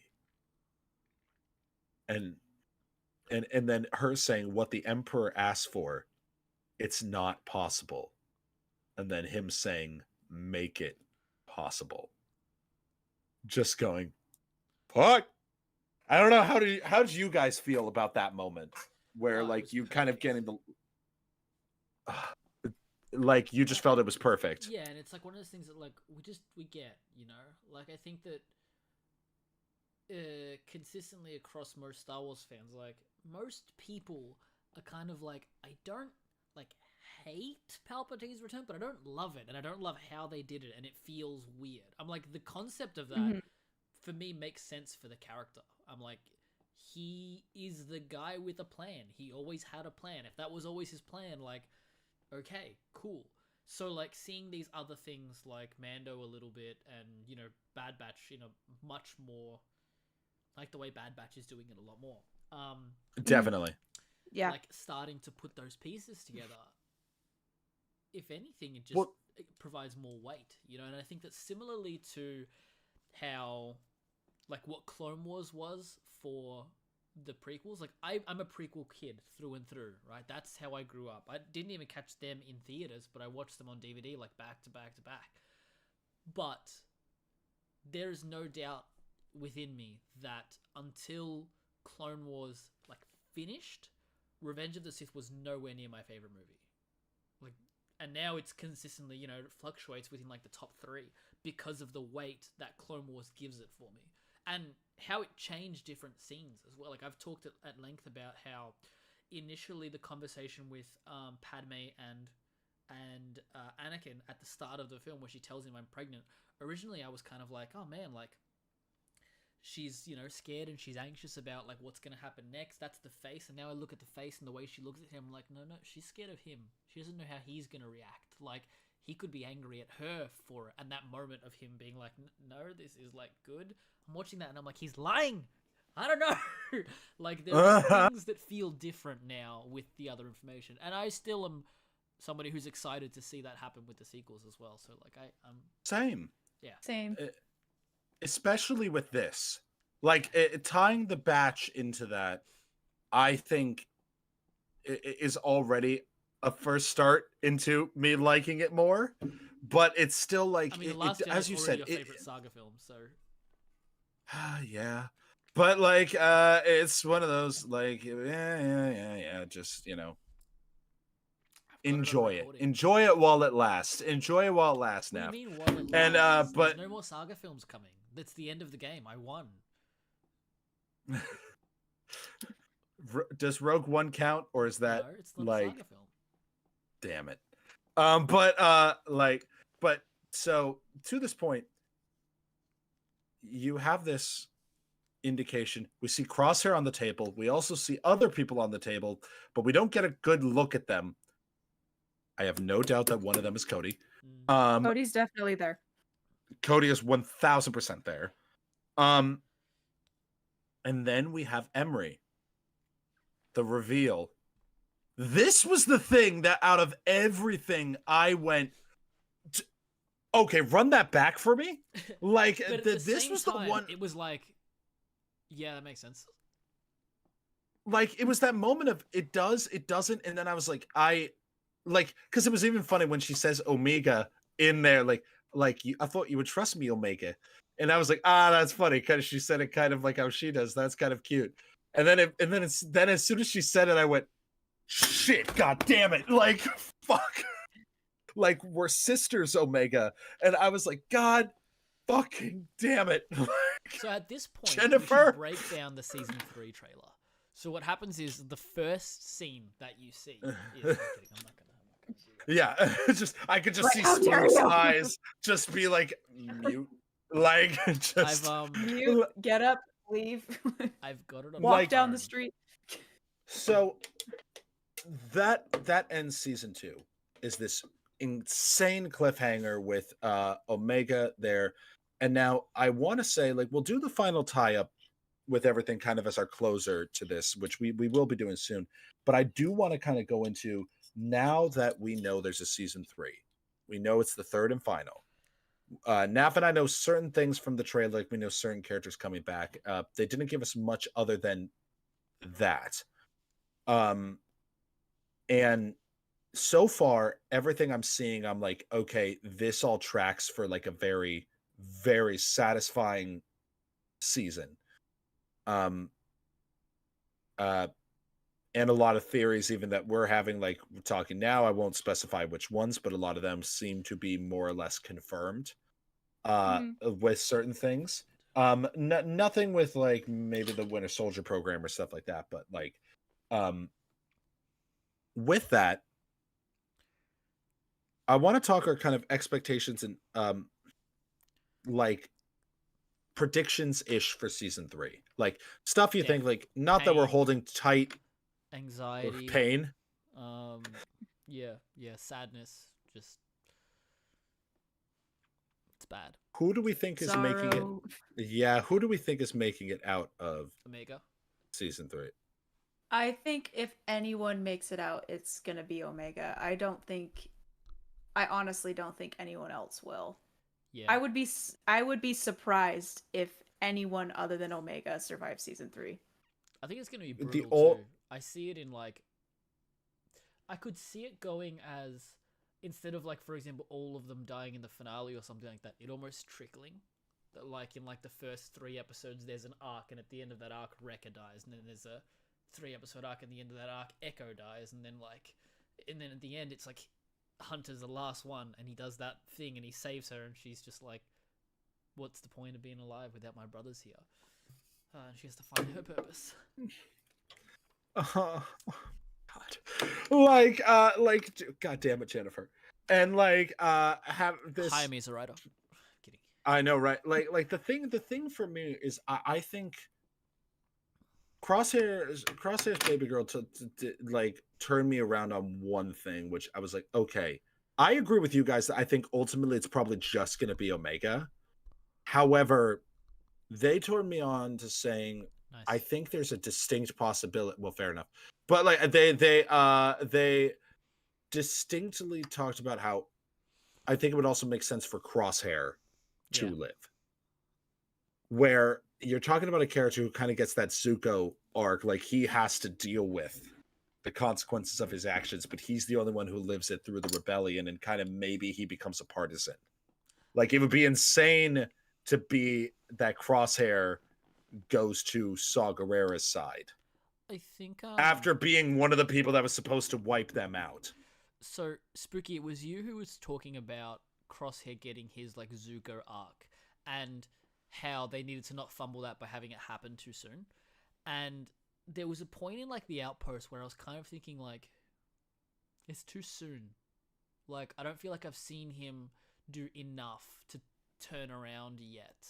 And I still kind of feel that way a little bit, but I was also just thinking about like Zuko's arc in The Last Airbender, and it's like in season 1 he's full evil, and in season 2 he's in that kind of middle phase where they're trying to have a normal life and just have tea and Ba Sing Se, and but they don't not much is happening, and it's not until like end of season 2, start of season 3 that he really turns that around. I think it's like mid season 3 where he's kind of like they have the attack on the Fire Nation, and Black then he Sun. fights his dad, and then from there he's like, all right, I'm gonna try and turn this around. But it feels like that's kind of similar to where we are at with Crosshair, outside of not seeing as much of him. I get that it's not his show, but like I want to see more of him. That's it. Like I missed him this season. Yeah. Mm-hmm. Yeah. Like I'm curious, like how do you feel about that, Spook, as well? Like, Well, did you feel like with that, or I'm just curious where your thought is on that. Well, with the Outpost, I don't think his arc is finished. I honestly think it's, if I had to compare that to like a pivotal Zuko episode, I would say that was probably his Zuko Alone episode, where he's seeing like Zuko was basically in that episode seeing what the Fire Nation is to normal people, and starting to care about those normal people, and realizing like, hey, maybe we're not the good guys here. And I think the Outpost was that episode for Crosshair. So I think that we're gonna see a lot more of him in season 3, and whether or not they're gonna do like the full Zuko kind of like, I always like to say, if you want to redeem a character, give them what they wanted and make them realize that it was wrong. And I kind of think that Crosshair already got that. Like he did get what he wanted, and then realized, oh shit, I'm not this super cool, high-ranking Imperial trooper. I'm nothing to them. I'm expendable. And so yeah, I think we're gonna kind of get more of Zuko post Day of Black Sun, where he's like he wants to be good, but he doesn't know how to. Yeah. Well, and Just like Crosshair seems like he's also the type that's going to harbor a lot of guilt mhm, about what he's done. Maybe self-loathing in that regard as definitely. well. And to your point, Spook, like not to interrupt you or anything like that, like I agree with you. I think that we're at this point in NAF. To your point, I also agree. Like I thought, listen, in an ideal world, I would have loved to have seen more Crosshair because I think Crosshair. I was talking about this with, I think, out of all people, I think I was talking about this with Tate, where we were talking about how, like, I think that Crosshair out of Disney era Star Wars is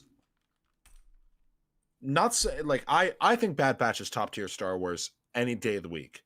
But if I had to be like, okay, the most critical about it, I would say you cannot deny me that Crosshair is not one of the best written characters in all of Disney Star Wars.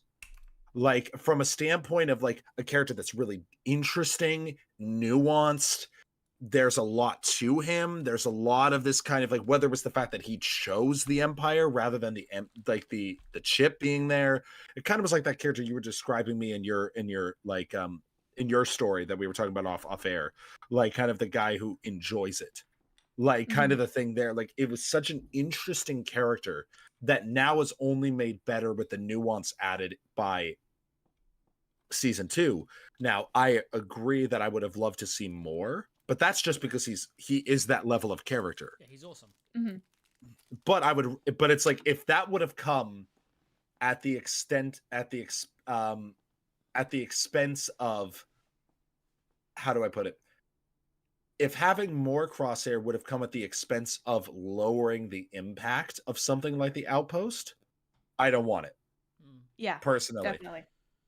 Like it's one of those things where I think that the Outpost and his 2 episodes worked because we hadn't seen a lot of him, that it was always like, what's going on with him, what's going on there. But I do think him and Omega are going to share. I think it's going to be more akin to season 1, where I think you're going to have a split storyline between Batch doing a mission, Crosshair and Omega on Tantus. I think you're Mhm. going to see like a constant like cross storyline similar to season 1. I think you're right. And with that, I think that Crosshair might survive. Omega certainly is going to survive. I think it will end with Omega burying, or at least putting the helmet or some sort of monument or something. Maybe even with the fact that Fee is like, this place is full of trinkets and stuff like that from cultures and things like that. I could see Omega putting Hunter's helmet there as like a trinket there of like kind of the remnants of the batch as her theme plays. I think it's very much going to be a mirror of echo of victory and death. I think that's what I want as the last shot, just an echo of that. I also think that Tech, ironically, is going to be turned into what Echo was. I think they're going to have him be ports all in him. I think it's going to be basically a literal, like, I think you're going to see the Empire become far more powerful because they have Tech's brain. And they're letting Tech be sort of their algorithm that they're using to run this galaxy. And I think that's going to be kind of a thing there where you're going to get a mirror of Echo seeing Tech in the same position that he was in. Interesting. That one is one of those, if I had to bet on it, I would be lesser of a bet. Sure. Yeah. But I definitely think that Tech is being Winter Soldiered. And that would make the most sense also as a standpoint. If he fell from quite a bit, unless he's going full Vader and being like in a full robotic suit, I'm like, Tech's strategy is his mind. I imagine him more being in that standpoint than, going back, doing what they're going to probably do with Crosshair. Mm-hmm. I also, now, this is more of a want, just because I think it'd be really powerful, is when they are assembling all of their army to go and go march on Tantus. I think that Cut will be there in clone armor. I think that ever since we talked about that last time, I have been like, there's no way they're. I feel like that would be a moment where he would be like, if there's nothing worth putting this, it's kind of. I think that they'll use it as a moment of being like, it's not about always staying out of the fight. It's knowing what's worth fighting for. Yeah. And I could see Cut coming back as a way of paying back what the Batch did for them, what Rex did for them, what these moments there. I could see him coming back as like, I will fight alongside my brothers. I think we're going to see Boba next season.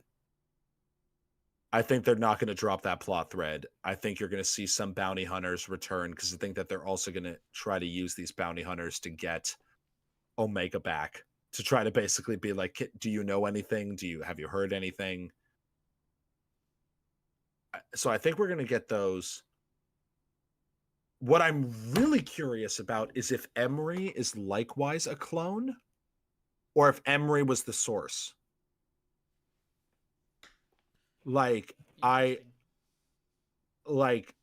obviously if like Omega's has a sister, I'm trying to figure out where did they start making female clones, because clearly it was a side project that they kept hush hush at the very least. Yeah. Mm-hmm. And I'm curious because she came with Hemlock, where clearly they were doing the Zillow Beast experiments. So what the else was going on there, and is that where Omega came from? Like, I have the most questions about Emery, to which I have absolutely no answers, and I don't think I've heard anything that's felt satisfying.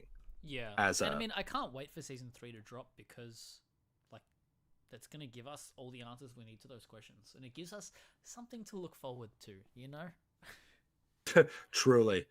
And I just, dear God, Disney, listen to me right now. Don't fumble the bag. If you drag on this writer strike to the point where you don't allow this show to end well, I will never forgive you. I will never. If they fumble the bag with Andor and Bad Batch because of this goddamn writer strike, I will never forgive Disney. I will never personally drive to Southern California with a stepping stool. I will go up to Bob Iger. I will step it down and stand up and then backhand him across the face. Bam! And I will return back and I will say, that's for the Bad Batch and Andor. And just going over there. Beautiful. And just saying, you lost a subscriber today, sir. Like, on that, do either of you guys have any sort of final thoughts you want to get out there before we wrap up? Spook? I mean, if we're gonna speculate for season 3, what I would like to see, and this is just something that I was thinking about, and it's kind of a personal thing. I would love to see hints. It doesn't have to be a major plot point in the season. I would love to see hints at the beginnings of the Inquisitorius, and that kind of weaving into why Wolf in Rebels was afraid of the Jedi.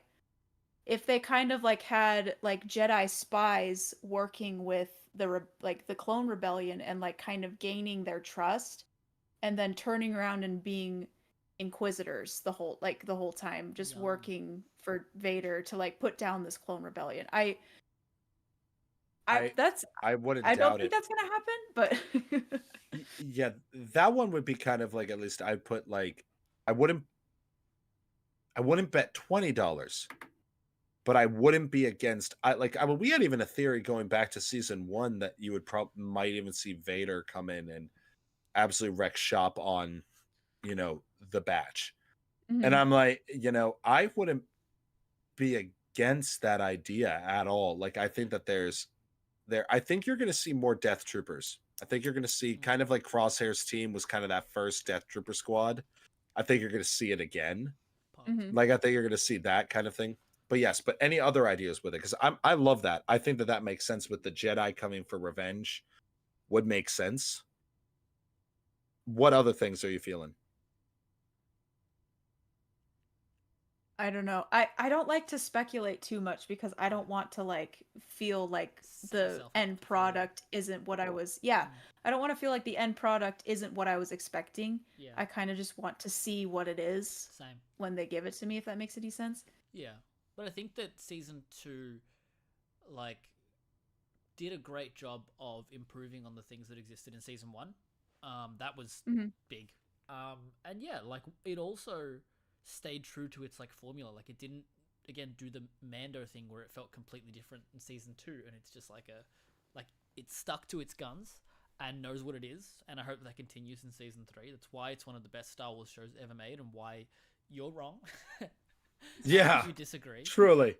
It is fantastic Star Wars. It really, really is, and it's definitely incredibly underrated and misunderstood by a lot of people. But I'm sure we'll end up having a lot more conversations like this as well. Yes, absolutely. I agree with you completely. And again, I think that obviously our love for this, what made me very happy was towards the end of season 2, seeing a lot more love for the Bad Batch, like Mhm. being shown. The same thing with Celebration. It was really cool to be in that room and Yeah, we hear were at and actually Celebration. seeing people.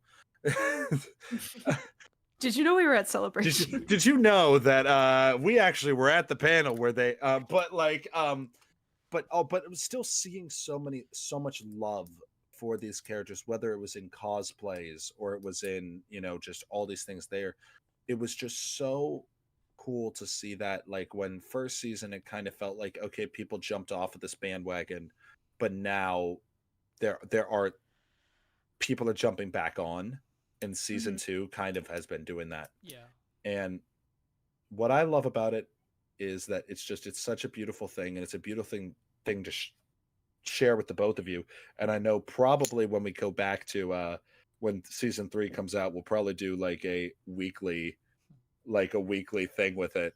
But it's I'm glad that they're ending it on their own terms. I'm glad that they get a Mhm. season that they get to decide this is the end, and we're going to make it so, and it's not going to overstay its welcome, because its story is so good that I would hate for them to try to milk it Yeah. longer than the story has legs for.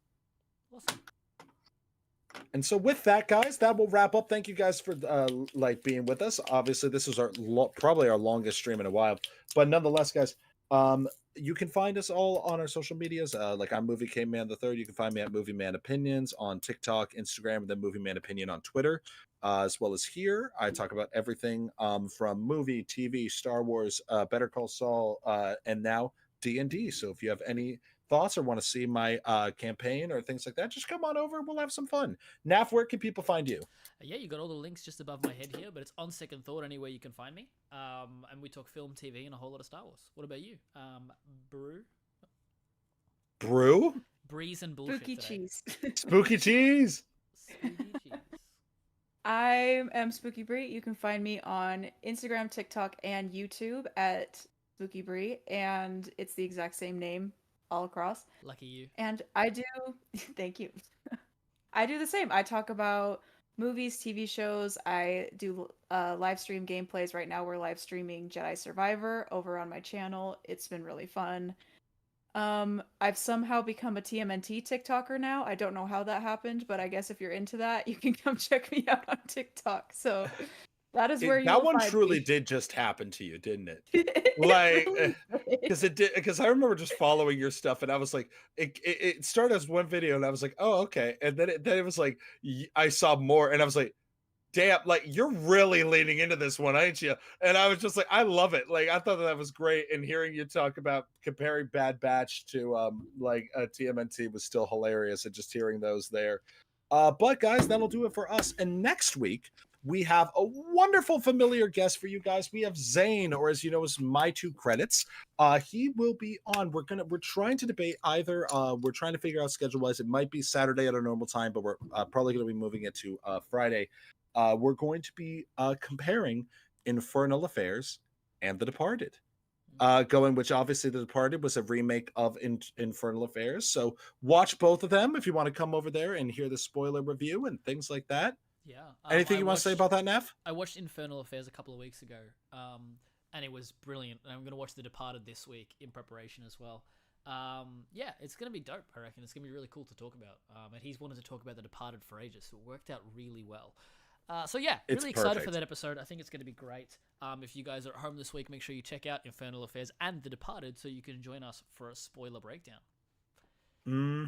Absolutely, and that'll do it for us, guys. Remember to drive safe and to remember drink responsibly and to have a fabulous day.